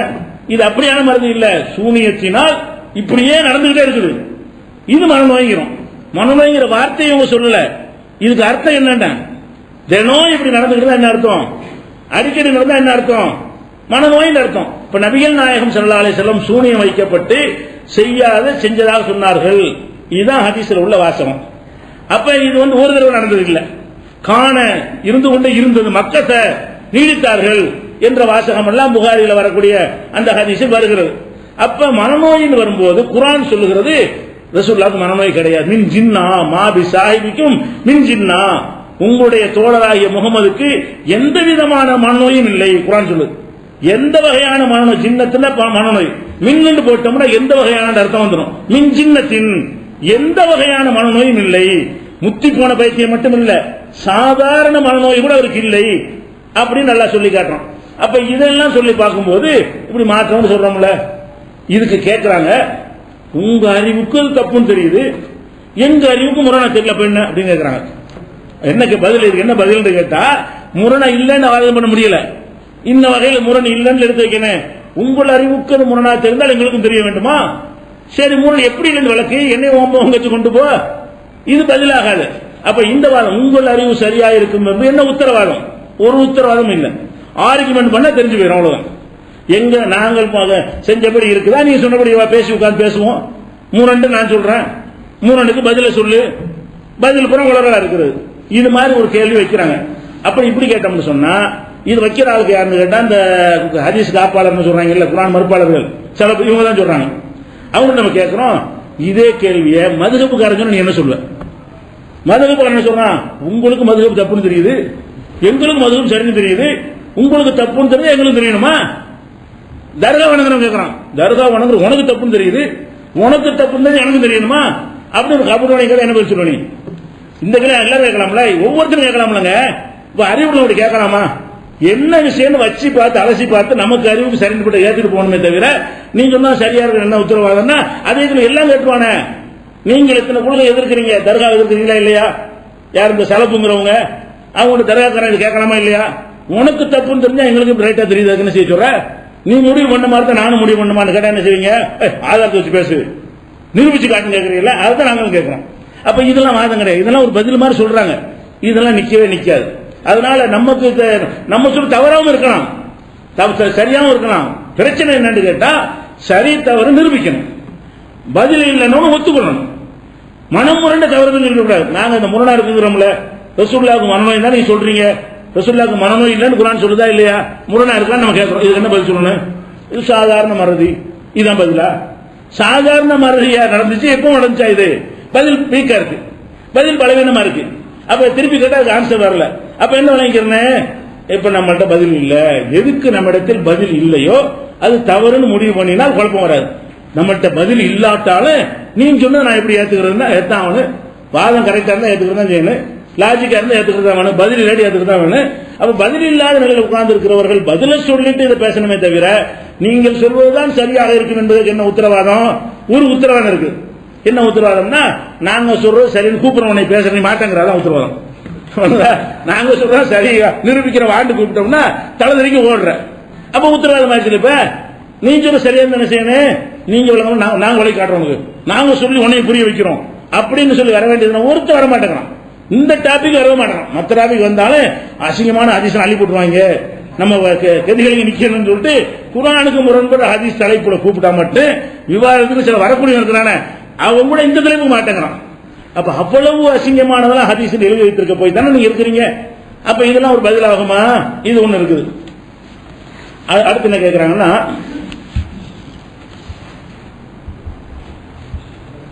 அதுல சொல்றாங்க, அதாவது இப்ப தர்காவுக்கு போகாம மதுஹபெல்லாம் விட்டுட்டு தொழுகை நோம்பெல்லாம் செஞ்சுட்டு ஏகத்துவ கொள்கையில் இருக்கிற ஒரு சகோதரர் புகாரியில் அந்த ஹதீஸ் இருக்கிறது என்பதற்காக சூனியத்தை நம்பினால் அவர் குற்றவாளியா? என்ன செய்றாங்க? நாங்க தர்காவுக்கு போறது இல்ல, நாங்க சிறு மதுஹபும் கிடையாது, மற்ற வணக்கத்தை கரெக்டா செஞ்சுட்டு இருக்கிறோம், நாங்க சூனியம் இருக்கு நாங்களே இட்டுக்கிட்டு சொல்றோம், புகாரியில பதிவா இருக்கிறது, அதை வைத்து நாங்கள் ஒரு கருத்தை சொல்லுகிறோம், அப்ப நாங்க குற்றவாளியா அப்படின்னு கேட்கிறாங்க. குற்றவாளி தான். ஏன் குற்றவாளிங்கிறோம்? இதே மாதிரி அவங்க கேட்பான்ல, கபூர் நீங்க என்ன செய்வான்னு கேட்டா, நாங்க புகார்ல ஒரு ஹதீஸை பார்த்தோம். என்ன ஹதீஸை பார்த்தோம்? யார் என்னுடைய அவுலியாக்களை பகைத்துக் கொள்கிறார்களோ அவங்களுக்கு நான் எதிரியாயிருவேன் நல்லா சொல்லியிருக்கிறான். அவர் பிடிக்கிற கையா நான் ஆயிருவேன் இருக்கிறான், அவர் நடக்கிற காலாக நான் ஆயிருவேன், அவுலியாவுடைய காலாக யார் ஆயிரானா அல்ல அப்படி இருக்கு ஹதீஸ் இருக்குது. எதகுள்ளது எபுது சிபிகா, எதை கொண்டு பிடிப்பானோ அந்த கையாக நான் மாறி விடுவேன், அவன் நடக்கின்ற காலாக நான் மாறி விடுவேன் நல்லா சொல்றான். அப்ப அவுலியா தான் அல்லாண்டு ஆயிடுச்சு. அவுலியா கை அவர் கை கிடையாது, அல்லாவுடைய கை. அவுலியாவுடைய காலு அல்லாவுடைய காலு அப்படின்னு ஒரு ஹதீஸ் வருதுன்னு சொல்லி கபர் வணங்கி நாங்களும் இந்த ஹதீஸ்ல இருக்குது என்பதற்காக வேண்டி அவுலியா வணங்கினா இப்படி குற்றம் அவனு கேட்ட சொல்வது? ஹதீஸ் புகாரில் இருக்குங்கிறதுக்காக நீ செய்யலாங்கிறிய, அவனும் புகாரில் இருக்குன்னு ஒரு ஹதீஸை காட்டி நான் பிடிக்கிற கையாயிரம் நடக்கிற காலாயிரம் சொன்னா அவன் ஹதீஸ்ல இருக்கு நம்புறானே, அவன் சிறுக்குன்னு சொல்லிடுவியா? அப்ப அவன் சொல்ற விளக்கம் தவறுன்னு சொல்லி விலைக்கு சிறுக்குன்னு நிரூபிக்கணுமா? அதை விட்டு அவன் ஒரு அதிசயத்தை சொல்கிறான், இவன் ஒரு அதிசயம் சொல்கிறான், எவனையும் பேச முடியாத. இப்ப எல்லாம் 72 சரியா போயிருமாண்டா, ஒவ்வொருத்தரும் வழிகட்டவன்லாம் ஏதாவது ஹதீஸ் இல்லாம செய்யறாங்க. ஹதீஸை எடுத்துக்கிறோம், ஒன்னு தவறான ஹதீஸா இருக்கும், அல்ல ஹதீஸுக்கு தவறான விளக்கம் கொடுப்பான். ஒரு ஆயத்தை எடுத்துக்கிறோம், நீ எரியும் போது நீ எரியவில்லை நான் தான் எரிஞ்சேங்கிறான். அல்ல அந்த உஹது போர்ல என்ன செய்யறான், அந்த கல்லை விட்டு எறிவாங்கல்ல, ஏறும்போது எதிரிகளுடைய கண்ணில அந்த மண்ணு படும். அப்ப அதுல என்ன செய்யறான்னு கேட்டா, ஒமா ரமைத்த இது ரமைத்த லாக்கின் அல்லாஹ் ரமா, நீ எரியும் போது நீ எரியவில்லை அல்லாஹ் நான் தான் எரிஞ்சேங்கிறான். இப்ப ரசூலுல்லாஹ் எரிஞ்சத மண்ணல் எரிஞ்சத நான் எரிஞ்சேங்கிறான். இதை வச்சுக்கிட்டு யாரு இந்த தரிக்கா காரணம் என்ன செய்யறாங்க, அல்லாஹ் தான் ரசூல், ரசூல் தான் அல்லாஹ். ஏன் ரசூலுல்லாஹ் மண்ணை எரிஞ்சதை நான் எரிஞ்சேன் அல்லாஹ் சொல்றான், அவன் குர்ஆனை வச்சுதான் சொல்றான். அப்ப உன் வாதப்படி நாங்கள் புகாரில் இருக்கின்றதானே நாங்கள் நம்பினோம், அதே மாதிரி அவன் என்ன செய்வான், குர்ஆனில் இருக்கின்றதானே நாங்கள் அல்லாஹ்வும் ரசூல் ஒண்ணுன்னு சொன்னோம் அப்படின்னு சொன்னா அவன் பதில் என்ன உனக்கு? ஆய்வு பண்றான்னு சொல்லுவீல, அந்த அர்த்தம் இல்லடா, இந்த வசனத்தெல்லாம் பாருங்க இல்ல, ஒட்டுமொத்த குர்ஆனுடைய சாராம்சத்தை பாருங்க மட்டும் பேசுவீங்கல்ல, அந்த பேச்சை இதுக்கும் பேசுங்க, சரியா பெரும் பதில். அப்ப புகாரில இருக்குங்கிறதுக்காக வேண்டி குர்ஆனுக்கு மாத்த மாதிரி ஏத்துக்கிறீங்களா? அப்ப திருப்பி நல்லா ஒன்று கட்டணுவீங்களா? குர்ஆன்ல நான் சொல்லி இருக்கிறேன், அதுக்கு மாத்தமா நீ ஏன் புகாரில் உள்ள எடுத்து நல்லா கட்டணும் செய்வீங்க? குர்ஆன் கன்ஃபார்ம் ஆனது, புகாரிங்கிற சந்தேகத்துக்குரியது. அதோட ஒப்பிட்டு பார்த்தா குர்ஆனுக்கு மாத்தமா இருக்கனால சந்தேகம் கூடி போயிடுச்சு. இப்ப நம்ம எதை எடுத்துக்கிறோம்? அப்ப இதெல்லாம் ஒரு வாதம் பரப்பிட்டு இருக்காங்க. அப்ப நமக்கு என்ன பாதுகாப்பு? அது மாதிரி இருக்கு. அது மாதிரி அஜிவா அந்த கரிஞ்சீரகத்துக்கு எல்லா முகத்தை தவிர எல்லா நோய்க்கும் கரிஞ்சீரகத்தில் மருந்து இருக்குன்னு ஹதீஸ் இருக்குது. அதே மாதிரி அஜிவாங்கிற பேரிச்சை பழம் சாப்பிட்டா விஷம் ஒன்றும் செய்யாது. இது ரெண்டும் பொய்யான ஹதீஸ் நம்ம சொல்றோம். அது புகார்ல இருந்தாலும் சரி, முஸ்லிம்ல இருந்தாலும் சரி, பொய்யான ஹதீஸ் சொல்றோம். ஏன் பொய்ங்கிறோம்? அது இப்னு கைம் சொன்ன மாதிரி, அறிஞர்கள் சொன்ன மாதிரி, உசைமின் சொன்னாரு, இப்ப இருக்கிற அறிஞர் கண்ணு முன்னாடி அறிவுக்கு மாத்தமா இருக்குது, சிந்தனைக்கு எட்டலண்டு. அதன் அடிப்படையில் கரிஞ்சீரகத்தை எல்லா நோய்க்கும் கொடுத்தா நீ தீருமா? தீராது. அதே மாதிரி பேரிச்ச அஜிவா பறிச்சு விட்டு விஷத்தை குடிக்க முடியுமா? முடியாதுங்கிற காரணத்தினால இது ஒருத்தருமே செய்ய மாட்டேங்கிறீங்க. ரசூலுல்லாஹ் சொல்லணும், உள் மனசு உங்களுக்கு சொல்லுது. ரசூலுல்லாஹ் சொன்னா உங்களுக்கு நம்பிக்கை இல்ல, நம்பிக்கை இருந்தா நான் குடிக்கிறேன்னு வந்திருக்கேன் யாராச்சும். ரசூலுல்லாஹ் சொன்னது உங்களுக்கு நம்பிக்கை இருந்தால் என்ன செய்யணும்? அஜிவா பழம் சாப்பிட்டா விஷம் ஒண்ணு ரசூலுல்லாஹ் சொன்னாங்க, கொண்டாட விஷத்தை, கொண்டாட அஜிவாவை அப்படின்னு செஞ்சிருக்கணுமா இல்லையா? அப்ப உன் மனசுக்குள்ளேயே அது தவறுன்னு தெரிகிறதுன்னு சொல்லி வாதம் வைக்கிறோம். இதனால நீனும் நம்பலப்பா, நானும் நம்பல, நீ நம்பாம இருந்துகிட்டு என்ன செய்யற, நம்புன்னு பொய் சொல்ற. நாங்க நம்பாம இருந்து நம்பலன்னு சொல்றோம். நாங்க அதை நம்பலங்கிறது வாயும் சொல்லுது, உள்ளமும் சொல்லுது. உன்னுடைய நிலை என்னன்னு கேட்டா வாயினால நம்புறோங்கிற, செஞ்சு காட்டா நான் முடிக்க மாட்டேன் அப்படின்னு சொல்ற. அப்ப நீ நம்பலப்ப. இதை சொன்ன உடனே அதுக்கு என்ன செய்யறாங்கன்னா, அப்படின்னா குர்ஆன் வசனத்தை ஓதினால் குணமாவும் சொல்லப்படுது. எல்லாரும் குணமாயிருமா? பாத்தியா ஓதினா கேள்வி. குர்ஆன் ஓதினா குணமாவும் இருக்குல்ல, குர்ஆன் ஓதினால் குணமாவும் இருக்கிறது. அப்ப குர்ஆன் ஓதி குணமாகாம போயிட்டு விஷக்கடி போயிரும் இருக்குது. ஓத்துனது விஷக்கடிச்ச உடனே அல்ஹம்து சூரா ஓதுறோம், விஷக்கடி இறங்கல, இப்ப குர்ஆன் பொய்யாயிருமே? இது கேள்வி. இது அறிவுரை எவனா கேட்பானா? அடே, இது மெட்டீரியல்ங்கிறது அந்த பொருளுக்கு அந்த சக்தி இருக்குன்னு அர்த்தம். ஓதுதல் என்பது இஹ்லாஸை பொறுத்து, ஓதுற நம்பிக்கையை பொறுத்து. அல்ஹம்து நான் ஓதுறேன், நான் ஒரு காசுக்கு ஓதுறேன், அதுல என்ன பவர் இருக்கும்? ஓதுதல் என்பது ஈமானை பொறுத்த ஒரு விஷயம். அது ஒருத்தன் ஓதி குணமாகலன்னா அதுக்குரிய முறையில் ஓதுறேன்னு சொல்லிட்டு போயிடலாம். கரைஞ்சின ஒரு பொருள் அதுல இருக்குங்கிற டெஸ்ட் பண்ணலாம். அல்ஹம்து சூரா டெஸ்ட் பண்ணுவியா நீ? அல்ஹம்து சூரா லேப்ல கொடுத்து இல்ல என்னென்ன இருக்குன்னு டெஸ்ட் பண்ணி எடுத்துருவியா? அப்ப டெஸ்டுக்கு உள்ள விஷயத்திற்கும் டெஸ்ட் பண்ண முடியாத விஷயத்துக்கும் கம்பேர் பண்ணலாமா? அல்ஹம்து சூரா ஓதினால் குணமாகும், அதை ஓதினால் குணமாகும், எல்லாமே நோய் நிவாரண சூரா சொல்லி தந்தாங்க. அது எல்லாத்துக்கும் என்ன அர்த்தம்? அந்த முறையில் ஓதி அந்த இஹ்லாஸோட இருந்து எல்லாம் கரெக்டா இருந்தால் குணமாகும் அர்த்தமே தவிர அந்த சூறா எவன் சொன்னாலும் எப்படி ஓதினாலும் குணமாகும் நாங்க சொல்றோம் இல்ல. அப்ப நீ இந்த கரிஞ்சீரகத்தையும் அஜிவாவையும் கொண்டு அதுல கொண்டு எப்படி ஜாயின் பண்றது? அது போக அல்ஹம்து சூரா ஒருத்தன் தண்ணியில ஊதுறான், டெஸ்ட் பண்றோம். ஒருத்தன் அறிவட்ட முட்டா பேர் ஓதி தண்ணியில ஊதுறான், ரெண்டையும் டெஸ்ட் பண்றோம். இருக்குமா? ஒரே ஒருத்தர் நடுவில் ஊதிந்தாண்டா டெஸ்டுக்கு நிக்கிற விஷயம் இல்ல, அது நம்பிக்கை ஈமான் சம்பந்தப்பட்ட விஷயம். அது இது ஈமானா? இது உலக விஷயம். அஜிவா கரிஞ்சீரகம் உலகத்தில் கிடைக்கிற ஒரு பொருள், அதை டெஸ்ட் பண்ணி ஒவ்வொருத்தனும் பார்த்துக்குவான். இது மூமின் மட்டும் உள்ள விஷயம். அது எவனும் டெஸ்ட் பண்ணுவான். கரிஞ்சீரகத்தை யார் வாங்கி திட்டுவிட்டு என்ன செய்யலாம்? ஆவல விஷம் வேலை செய்யுது அப்படின்னு சொன்னா என்ன செய்வீங்க? அப்ப இதெல்லாம் இது மாதிரியான ஒரு வசனத்தை என்ன செய்யறாங்க? கேள்வி கேட்கிறாங்க. அதே மாதிரி குர்ஆன்ல அல்லாஹ் என்ன செய்யறான்? நோய் நிவாரணம் குர்ஆன்ல அல்லாஹ் சொல்லி காட்டணும். அதுக்கு சும்மா எப்படி சொல்றாங்கன்னா, யஹ்ருஜு மின் புத்தூனிஹா ஷராபுன் முக்தலிஃபுன் அல்வானுஹு ஃபீஹி ஷிஃபாஉன் லின்னாஸ் 1669 வசனத்தில் அல்லாஹ் சொல்லி காட்டுகிறான், தேனீக்களுடைய வயிறுகளிலிருந்து ஒரு சுவையான பானம் வெளிப்படுகிறது. ஃபீஹி ஷிஃபாஉன் லின்னாஸ், அது மனிதர்களுக்கு நோய் நிவாரணம் இருக்கிறது என்று இருக்கு. அப்ப அதுக்கு என்ன செய்யறாங்கன்னா, அப்ப தேனை மட்டும் நம்ம குர்ஆன்ல இருக்குல்ல, தேனை எல்லா நோய்க்கு மருந்து நல்லா குர்ஆன்ல சொல்றாங்கல்ல அப்படிங்கிறாங்க. எல்லா நோய்க்கு மருந்து என்ன சொல்றான்? மனிதர்களுக்கு அதில் ஒரு நோய் நிவாரணம் இருக்கு, அவ்வளவுதான். எந்த நோய்? அனைத்து நோய்க்கும் சொல்லல. தேனி என்பது மருத்துவ குணம் உள்ள ஒன்று, அவ்வளவுதான் குர்ஆன்ல இருக்குது. எந்த மாதிரி இல்ல, மௌத்தை தவிர அனைத்துக்கும் நிவாரணம் ஹதீஸ்ல வருத அப்படி இல்ல. விஷம் ஒண்ணும் செய்யாதுன்னு வருது அப்படி வரல. இதுல வாசகம் என்ன வருதுன்னா, பீஹி, அதில் தேனில் இருக்கிறது ஷிஃபாஉன், ஒரு நிவாரணம். எல்லா ஷிஃபாவும் கிடையாது, ஒரு நிவாரணம் இருக்கிற மனிதர்களுக்கு இருக்கிறது. அது நீ ஆய்வு பண்ணி தெரிஞ்சுக்க. நிவாரணத்துக்குள்ள ஒரு பொருள், சில பொருளை கடுக்காயில மருத்துவம் இருக்குமோ, சீரகத்தில் மருத்துவம் இருக்கு, அது மாதிரி உள்ளது. ஜீரகத்தில் மருத்துவத்தன்மை இருக்கு அப்படின்னா அனைத்து நோய்க்கும் அர்த்தம். அதுல என்ன மருத்துவம் இருக்கு அது இருக்கும். சோம்புல என்ன மருத்துவம் அது இருக்கும். மிளகுல என்ன மருத்துவம் இருக்கு அது இருக்கும். தேனில் என்ன மருத்துவ குணம் இருக்கு அது இருக்கும்.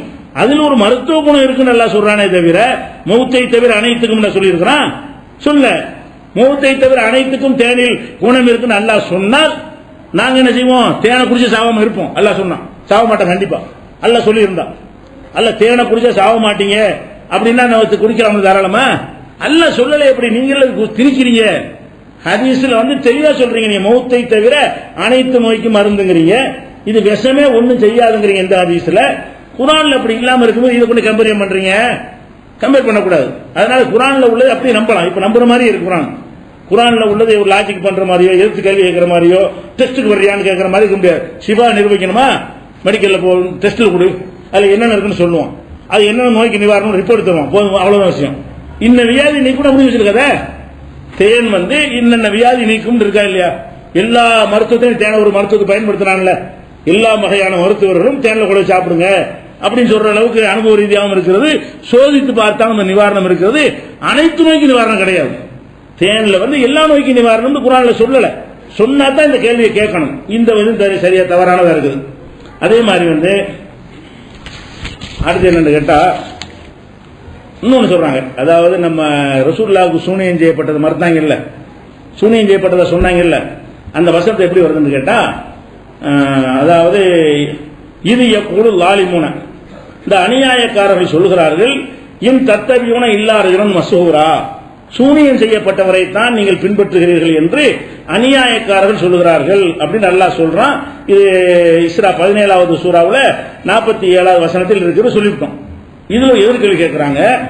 அவன் அது மட்டும் சொல்லவில்லை, இன்னொன்னும் சொன்னான். இன்னொரு வசனத்தை எடுத்து கேட்கிறாங்க.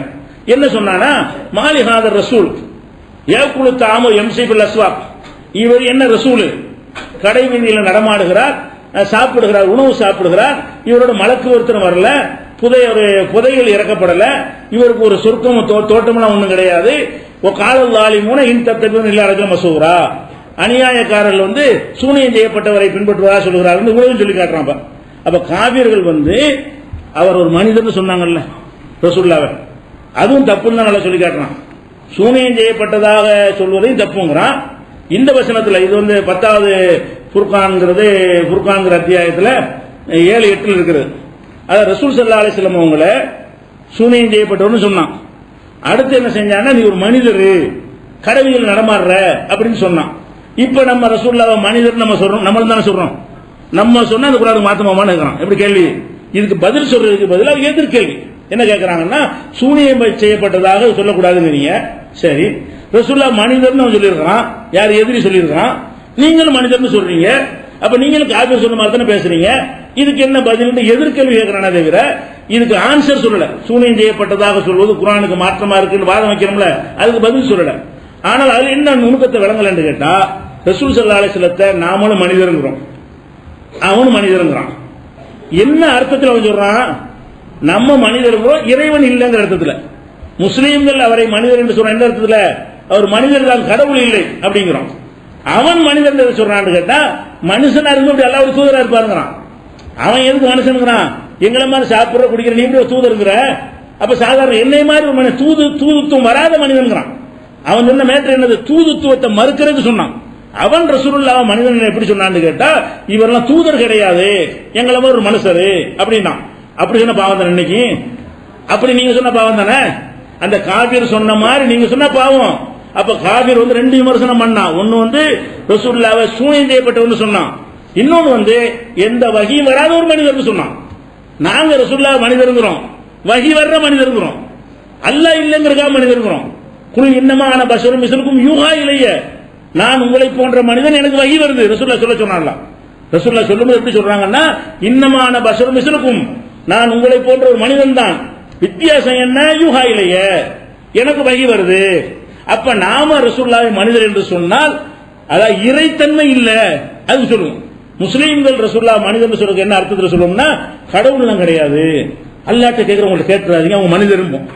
அவன் மனிதன் சொன்னா தூதரை இல்லைங்கிறது சொல்றான். நாம தூதர் தான் என்பதற்காக அந்த மனிதர்ங்கிற வார்த்தை யூஸ் பண்றோம். அவன் என்னது யூஸ் பண்றான்னு கேட்டா, எங்களை மாதிரி இருக்கிற ஒரு மனிதரா இருக்கிற நாங்க தூதரா எடுத்துக்கிறோம், எங்களை மாதிரி சாப்பிடறாரு, எங்களை மாதிரி குடிக்கிறாரு, இவர்கிட்ட எல்லாம் ஒரு தூதரா இருப்பாரு. அப்ப அந்த மாதிரி செய்யறது தான் அநியாயக்காரங்கிறான்ல. அப்ப அநியாயக்காரன் ரசூலுல்லாஹ் பத்தி 2 குற்றச்சாட்டு வைக்கிறான். ஒன்னு, இவர் எங்களை போன்ற மனிதர் தானே தவிர தூது செய்தி வருகிற மனிதர் இல்லை, அல்லாஹ்விலிருந்து செய்தி வாங்குற மனிதர் கிடையாது, தூதர் இல்லை, எங்களை மாதிரி மனிதர், தூதர் இல்லாத மனிதர் அப்படின்றான். அதே மாதிரி சூனியம் செய்யப்பட்டவர்ங்கிறான். 2 அநியாயக்காரன், 2 அநியாயம் தானே. ரெண்டுமே அநியாயம். நம்ம அந்த மாதிரி சொல்லக்கூடாது, நீங்களும் சொல்லக்கூடாதுல்ல. ரசூல் ஸல்லல்லாஹு அலைஹி வஸல்லம் அல்லாஹ்வுடைய தூதர்லாம் கிடையாது, எங்களை மாதிரி தான் சாப்பிடுறாரு, எங்களை மாதிரி தான் குடிக்கிறாரு, நாங்க தூதர் ஒப்புக்கொள்ள மாட்டோம் நீங்க சொல்லுங்க பார்ப்போம், அநியாயக்காரன் ஆயிருவீங்க. அப்ப ரசூலுல்லாஹ் சூனியம் செய்யப்பட்டதா சொல்வதும் அநியாயம், ரசூலுல்லாஹ் அவன் சொன்ன அர்த்தத்தில் மனிதன் என்று சொன்னா அநியாயம் தான். நீங்க மனிதன் சொன்னா வேற அர்த்தத்தில் சொல்றீங்க. நான் முஸ்லிம்கள் சொல்லத்தான் வேணும். ரசூலுல்லாஹ் தன்னை பற்றி சொன்னாங்க நானும் மனிதன், இறைவன் இல்லைங்கிறதுக்காகத்தான் சொன்னாங்களே தவிர இவன் சொன்ன அர்த்தத்தில் சொல்லல. அப்ப மக்கத்து காபியர்கள்லாம் என்ன செஞ்சாங்கன்னா, நபிகள் நாயகம் அவர்களை எங்களை மாதிரி ஒரு மனிதர் இருக்கு சொன்னா, வகி வர்ற மனிதர் மறுக்கிறது சொன்னான். எப்படி வகி வரும்? என்னை மாதிரி கடத்த நினைக்கிற, என்னை மாதிரி திங்கிறவங்கிற, உனக்கு செய்தி வந்துருமோ, எங்களுக்கு வராம உனக்கு கொண்டு வந்துருமோ? அப்ப இறை தூதர் என்கிறத மறுக்கிறதுக்கு மனிதர்கள். சாதாரண மனிதருக்கு என்ன மீனிங் என்று கேட்டால், இறை தூதர் அல்லாத மனிதர். அப்படி சொன்ன பாவமா இல்லையா? அப்ப என்ன வழங்கணும்னா, காவியர்கள் செஞ்ச ரெண்டு விமர்சனம் தப்பு தான். மனிதன் அவன் செஞ்சானே அதுவும் அநியாயம் தான், சூனியம் செய்யப்பட்டவர் செஞ்சான அதுவும் அநியாயம் தான். அப்ப ரெண்டு அநியாயக்காரர்களை செயல் நல்லா சொல்லும் பொழுது அவங்களுக்கு ஆன்சர் கொடுத்து விட்டோம். இப்ப என்ன வாங்க ஹதீஸுக்கு வாங்க, சூனியம் செய்யப்பட்டவர்ங்கிற சொல்ல இல்லைங்கிறான்ல, நீங்க ஹதீஸில் இருக்குங்கிறீங்க. சூனியம் செய்யப்பட்டவர் சொல்வது அநியாயக்காரன் அல்லா சொல்றான், நீங்க என்ன செய்றீங்க? செஞ்சாங்க, சூனியம் செய்யப்பட்டாங்க, முடிவு வச்சு பொய்ய குர்ஆனுக்கு வாதமா போச்சு. இவ்வளவு தெளிவா நம்ம நிரூபிச்சிட்டோம். அடுத்து என்னன்னு கேட்டா, இன்னொரு விஷயம், இந்த சாலிமுடைய மேற்று அதெல்லாம் நம்ம பல ஹதீஸ்ல மறுக்கிறோம். புதுசா இந்த பிரச்சனைக்குரிய ஹதீஸ்ல இதான் முக்கியமானது. சாலிம் ஒருத்தர் இருந்தார் ரசூலுல்லாஹ்வுடைய காலம். இந்த சம்பவம் பலரும் சொல்லப்பட்ட விஷயம் இருந்தாலும் சுருக்கமா அந்த ஹதீஸ்ல எப்படி வருதுன்னு கேட்டா, முஸ்லீம்ல இன்னும் பல நூல்களில் இடம்பெற்றிருக்கிற அறிவிப்பாளர் கரெக்டா இருக்கக்கூடிய அறிவிப்பாளரில் எந்த ஒரு குறையும் இல்லாத அந்த ஹதீஸுடைய சாராம்சம் என்னன்னு கேட்டா, ரசூலுல்லாஹ் காலத்துல ஹுதைஃபான்னு ஒருத்தர் இருக்கார், அவருடைய மனைவி சஹலா. ஹுதைஃபான்னு ஒரு சஹாபி இருக்கிறாரு. இந்த ஹதீஸ்ல உள்ள தவறு பொய்யான செய்தி, அந்த பொய்யான செய்தி உங்களுக்கு சொல்றேன். அதாவது முஸ்லிம்ல வரக்கூடிய செய்தி, ஹுதைஃபா என்று ஒருத்தர் இருக்கிறாரு, சஹலான்னு அவருடைய மனைவி இருக்கிறாங்க. அவங்க என்ன செய்யறாங்கன்னா, சாலிம் என்கிறவர் எடுத்து வளர்க்கிறாங்க. சாலிம் என்பவரை குழந்தையில இருந்து என்ன செய்யறாங்க, சின்ன பிள்ளையில வளர்க்கிறாங்க. வளர்த்தால் மகன்ற முறை முதல்ல இருந்துச்சு. இஸ்லாத்துடைய ஆரம்ப காலத்துல பெத்தாலும் பிள்ளை வளர்த்தாலும் பிள்ளை என்று முதலில் இருந்தது. ரசூலுல்லாஹ் கூட ஜெயிதை எடுத்து வளர்த்தாங்க, ஜெயித் இப்னு முஹம்மதுன்னு எல்லாரும் சொன்னாங்க. அப்புறம் அல்லாஹ் என்ன செஞ்சிட்டான்னு கேட்டா, இப்படி ஒரு சட்டத்தை போட்டான். என்ன சட்டம்? இனிமேல் பெத்தவங்க மட்டும்தான் பிள்ளை, வளர்த்தா பிள்ளை கிடையாது. யார் வீட்டு பிள்ளை எடுத்து வளர்த்தீங்கன்னு சொன்னா அவங்களுடைய மகன் ஆக மாட்டாங்க அப்படின்றாச்சு. இப்ப என்னன்னு கேட்டா, இந்த சாலிம் வளர்த்தாங்கல்ல, வளர்த்து இளைஞர் ஆயிட்டார். இளைஞரான வரைக்கும் மகன் என்கிற உறவு இருந்தால் தாயோட பேசிட்டு இருக்கலாம், தனியா போல வரலாம். வளர்த்தவங்க தாய், இவர் மகன், தாயும் மகனும் ஒன்னா இருக்காம இருக்க முடியாதா?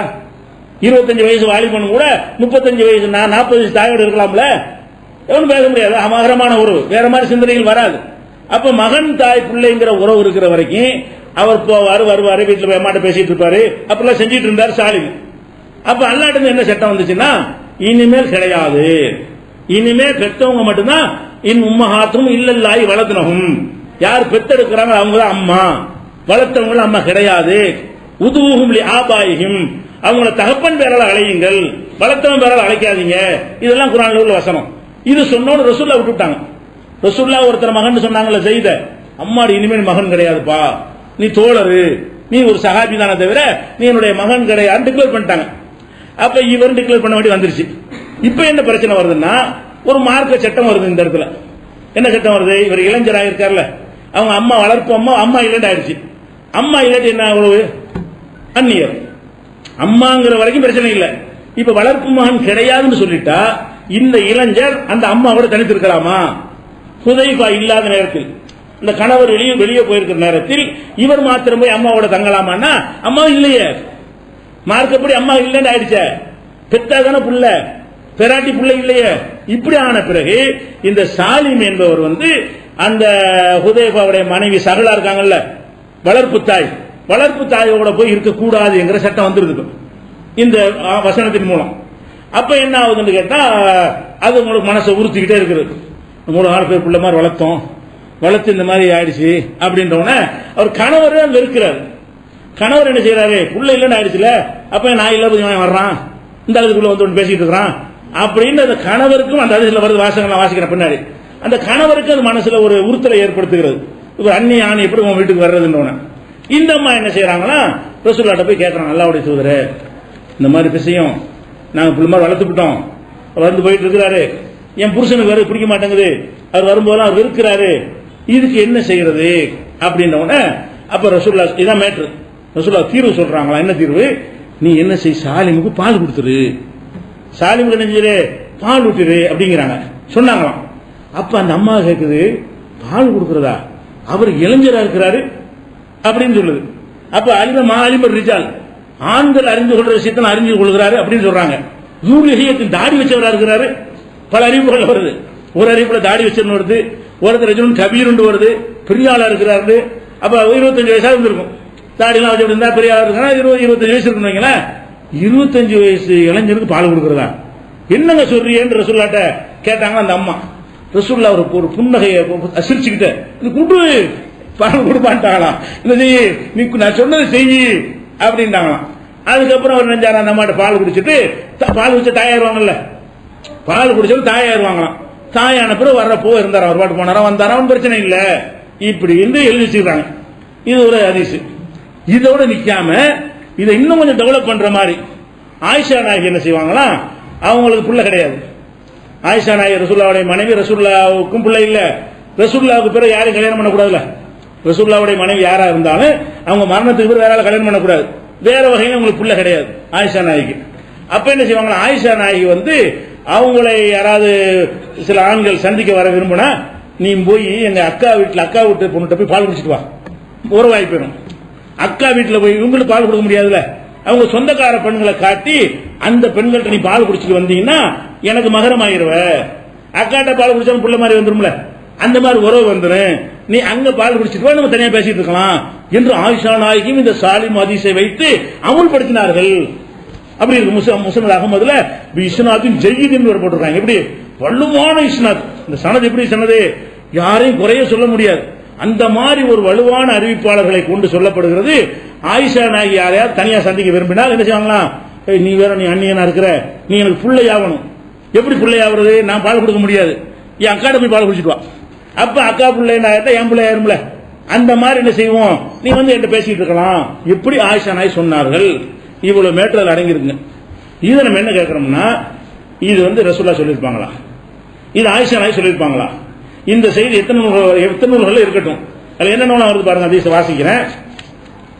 அதாவது 3674 முஸ்லிம்ல வருது, இன்ன சாலிமன், அந்த அம்மா சொன்னது, கது பலக மா எவ்வளவு ரிஜால், ஆண்கள் அடைய வேண்டிய பருவத்தை எல்லாம் அடைந்து விட்டார். அக்கல மா அகலு, அவர்கள் விளங்க வேண்டிய விஷயத்தை எல்லாம், அந்த உடல் ஒரு ரீதியான விஷயங்கள், அந்த விஷயங்கள்லாம் விளங்கி விட்டார் அப்படின்னு ரசூல் ஸல்லல்லாஹு அலைஹி வஸல்லம் நம்ம சொன்னாங்கன்னு வருது. சின்ன பிள்ளை அவர் இருக்கல, இளைஞரா தான் இருந்தாருங்கிறதுக்கு ஆதாரம். அப்ப ரசூலுல்லாஹ் சொன்னாங்களா, அருளைஹி, நீ பாட்டுக்கு பாலை கொடு, தகுருமே அழகி, அவருக்கு நீ ஹராம் ஆயிருவாய், மகரம் ஆயிருவா, மகரமான உறவாகி விடுவாய் என்று சொன்னதாக அதுல வருது. இன்னொரு அறிவிப்பில் என்ன வருதுன்னு கேட்டா, இதே ஹதீஸ் அது சொன்ன இந்த அறிவிக்கிறது இருக்கார்ல, அடுத்த சஹாபி, அடுத்த தாபி, அவர் என்ன சொல்றாருன்னு கேட்டா, மக்கஸ்து சனத்தன் அவ் கரீப மின்ஹா லாவ் ஹதீஸ் பிஹி, இந்த ஹதீஸ் எனக்கு கேட்ட உடனே ஒரு வருஷம் நான் யாருக்கும் பயந்துகிட்டு சொல்லாம இருந்தேன். அப்ப நான் என்ன விஷயம் அவருக்கே ஏத்துக்க முடியல, இப்படி ஒரு செய்தி சாலிமுக்கு நினைச்சுட்டு சொன்ன உடனே என்ன செய்யறாருன்னா, ஒரு வருஷ காலம் பயந்துகிட்டு நான் யாருக்கும் சொல்லாம இருந்தேன் அப்படின்னு சேர்த்து பின்னாடி என்ன செய்யறாரு, அவர் சொன்னதாக வருது. இது முஸ்லீம்ல அடுத்த ஹதீஸ்ல, அடுத்தடுத்து வரக்கூடிய ஹதீஸ் தான், அதுல வருகிறது. இன்னொரு ஹதீஸ்ல என்ன வருதுன்னு கேட்டா, அந்த அருள்நீகி பால் கொடுன்ற சொல்ல சொன்ன உடனே அப்ப அந்த அம்மா கேக்குது, கைஃப உறுதியுகு, நான் எப்படி ஒரு பால் கொடுக்க முடியும்? அந்த அம்மாக்கு உடன்பாடு இல்லை, பால் குடிச்சு அப்ப ஆனாக்குறது எப்படி சரியா வரும்? கைஃப உறுதியுகு ஒவ்வொரு ரஜுலன் கபீரும், அவர் பெரிய ஆம்பளையா இருக்கிறாரு அப்படின்னு உடனே பத்த பசம ரசூலுல்லாஹி ஸல்லல்லாஹு அலைஹி வஸல்லம், ரசூலுல்லாஹ் சிரித்து விட்டு சொன்னார்கள், கது அலிம்து அன்னஹு ரஜுலுன் கபீர், அவர் பெரிய ஆள் எங்களுக்கு தெரியும், போங்க வேலைப்பாது, தெரிஞ்சுதான் சொல்றோம் அப்படின்னாங்க. எனக்கு தெரிஞ்சுதான் சொல்றேன், நீ போய் குடு, பால் கொடுன்னு சொன்னாங்க. ஒரு அறிவிப்புல வருது.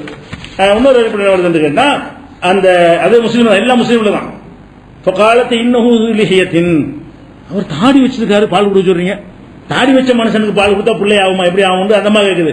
ரசூலுல்லாஹ் குடு சொன்னாங்கன்னு வருது. இந்த மாதிரிலாம் வருது. அப்ப இது ஒன்னாச்சா. அடுத்து என்ன செய்யணும் கேட்டா, ஆயிஷா நாயகி விஷயம் முஸ்னத் அஹ்மதுல எப்படி வருதுன்னு கேட்டா, கானத்து ஆயிஷத்து தஅமுர் அகவாத்திஹா பனாத் அகவாத்திஹா, ஆயிஷா நாயகி அவர்கள் தன்னுடைய சகோதரிமார்களுக்கும், அஸ்மாய் ஒன்னா சகோதரி இருந்தாங்கல்ல, சகோதரிமார்களுக்கும் சகோதரியுடைய பெண் பிள்ளைகளுக்கும் உத்தரவிடுவார்களா, நீங்க பால் கொடுங்க. மண் அகபத் ஆயிஷா இராக, ஆயிஷாவாகிய நான் யாரையெல்லாம் பார்க்க விரும்புகிறேனோ அவருக்கு நீ பாலை கொடுத்து விட்டுருங்க. பாலை கொடுத்து நீங்க அம்மா ஆயிருவீங்க, அம்மாவுக்கு அக்காவை நான் ஆயிருவேன், அம்மாவுக்காக பெரியம்மா ஆயிருவேன், அப்ப அவர் என்னோட வந்து பேசிட்டு இருக்கலாம் என்று ஆயிஷா நாயகி இதை அமுல்வரப்படுத்திருக்கிறாங்க என்ற ஹதீஸ் வந்து அகமதுல இருக்குது, ஆதாரப்பூர்வமான ஹதீஸ்ல இடம்பெற்றிருக்கிறது. இப்ப மேட்ரு என்னன்னு கேட்டா, இது நம்ம அலசுறோம். முதல் விஷயம் என்னன்னு கேட்டா, அத மார்க்கத்துல தாய் பிள்ளை அந்நியர்னு ஆயிடுச்சு, அதாவது பெத்தாதான் பிள்ளைன்னு ஆயிடுச்சு. இவர் அந்நியர். அந்நியருக்கு என்ன சட்டம் குர்ஆன்ல இருக்குன்னு கேட்டா, பார்வையை தாழ்த்தி கொள்ளுங்கள். பெண்கள் விஷயத்தில் ஆண்களும், ஆண்கள் விஷயத்தில் பெண்கள் என்ன செய்யணும், பார்வையை தாழ்த்தி கொள்ளுங்கள் குர்ஆன்ல கட்டளை இருக்கு. பார்வையை தாழ்த்தி கொள்ளுங்கள் என்று கட்டளை இருக்கிற அந்த சட்டத்தில் பார்வை விட தாண்டியதான ஸ்பரிசம், தொடுதல், பத்தலாம்.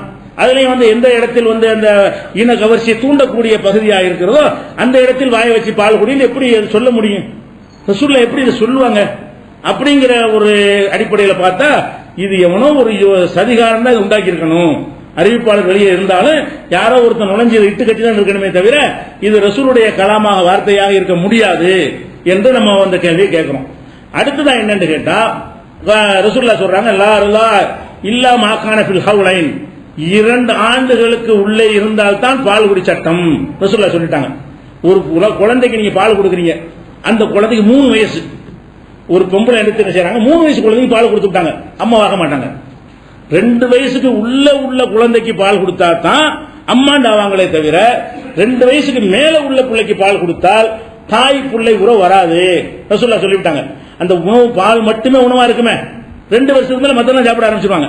பால் மட்டுமே உணவாக இருக்கும் அந்த 2 வருட காலத்திற்குள்ளதான் பால் ஊட்டுதல் இருக்குது என்று ரசூல் ஸல்லல்லாஹு அலைஹி வஸல்லம் தாரகுத்னியில வலுவான ஒரு அறிவிப்பாளரை கொண்டு இருக்கிறது. குர்ஆன்ல கூட என்ன இருக்குன்னு கேட்டா, தலாக் சொல்லும் பொழுது ஹவுலைனி காமிலைனி, முழுமையான 2 ஆண்டுகள் பால் ஊட்ட வேண்டும். தாய்மார்கள் ஒல் வாலிதாத்து யுர்லின அவுலாதஹுன்ன ஹவுலைனி காமிலைனி, தாய்மார்கள் தங்கள் பிள்ளைகளுக்கு முழுமையான 2 ஆண்டுகள் பால் ஊட்ட வேண்டும். பால் ஊட்டுவதற்கான 2 ஆண்டு. பால் ஊட்டுதல்ங்கிற சட்டம் எப்ப வரும் கேட்டா 2 ஆண்டுகளில் தான் வரும். அப்ப 2 வயசுக்கு உள்ள ஒரு பிள்ளைக்கு பால் கொடுக்க சொன்னால் அது ஓகே. 2 வயசுக்கு உட்பட்ட குழந்தையா இருக்குது, நீ பாலை கொடுத்த பிள்ளையா போயிருமாண்டா ஓகே. 25 வயசு வாலிபருக்கு போய் இப்படி சொன்னீங்கன்னா அப்ப இதுக்கு என்ன, எப்படிப்பா இது ரசூலுல்லாஹ் சொல்லி இருப்பாங்க, இது எப்படி சரியா வரும்? அது போக வந்து சில பல விஷயங்கள் கூடுதலாக சில கேள்வி எல்லாம் கேட்போம், அதுதான் பிடிச்சிக்குவாங்க. முதல்ல பால் குடிக்கிறேன்னா அந்த இடத்துல கை குழந்தை இருந்திருக்கணும், பால் எல்லா இடத்துலயும் வந்துட்டு இருக்கும்ல, கேட்போம்ல, இதை மட்டும் பிடிச்சிக்குவாங்க. கை குழந்தை சொல்றீங்க, மெயினான டாபிக் என்னது? இது ரசூல் அந்த அசிங்கம் சொல்லி இருப்பாங்களா கேட்டா ஒண்ணு இருக்குன்னு சொல்லு, இருக்குல்ல ஏத்துக்கிறா அப்படி ஏத்துக்கணும், சும்மா உழப்பலாம் கூடாது. ஏத்துக்கிறது என்ன அர்த்தம்? ஒரு வரலாறை ஏற்றுக்கொள்வதற்கும் ஹதீஸை ஏத்துக்கிறது வித்தியாசம் இருக்குது. இப்ப காந்தியுடைய சுயசரிதைன்னு ஒரு புக்கு போட்டிருக்காரு. சுயசரிதை என்ன பேரு? சத்திய சோதனையா? சத்திய சோதனை புக்கு போட்டிருக்காரு. அது நம்ம படிச்சுட்டு ஏத்துக்கிட்டோம், சரியா ஏத்துக்கணும் அர்த்தம், தெரிஞ்சு வச்சுக்கணும், அவ்வளவுதான்.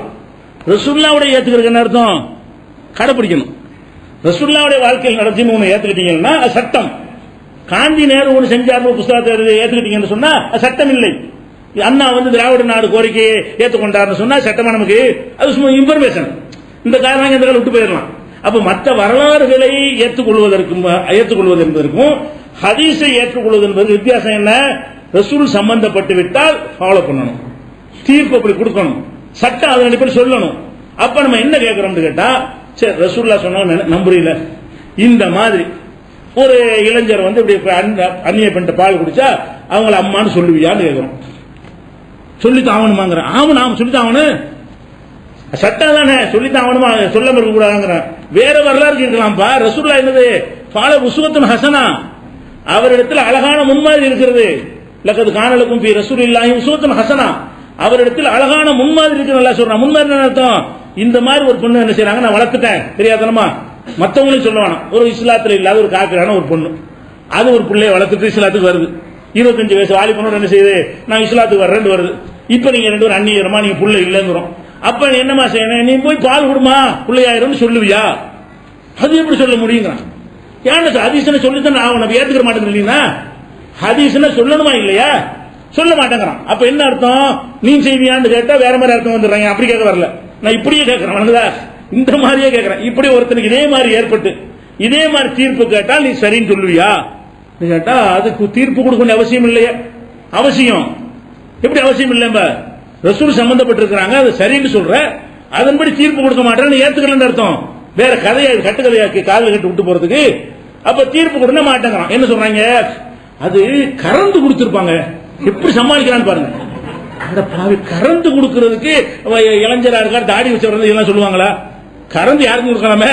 அவர் இளைஞரா இருக்கிறாரு, பெரியாளா இருக்கிறாரு, தாடி வச்சாளா இருக்கிறார், நான் எப்படி கொடுப்பேன்? இதெல்லாம் கறந்து கொடுக்குறாங்கன்னு சொல்றாங்க. சரி அப்படியா சொல்றியா? சரி கறந்து கொடுத்தால் தாய் புள்ள உறவு வருமா? அதை சொல்லு. ஒரு தாய் என்ன செய்யறா? கறந்து பிள்ளை கொண்டே கொடுத்துறான். இப்ப வருமானம் வராதுங்கிறாங்க.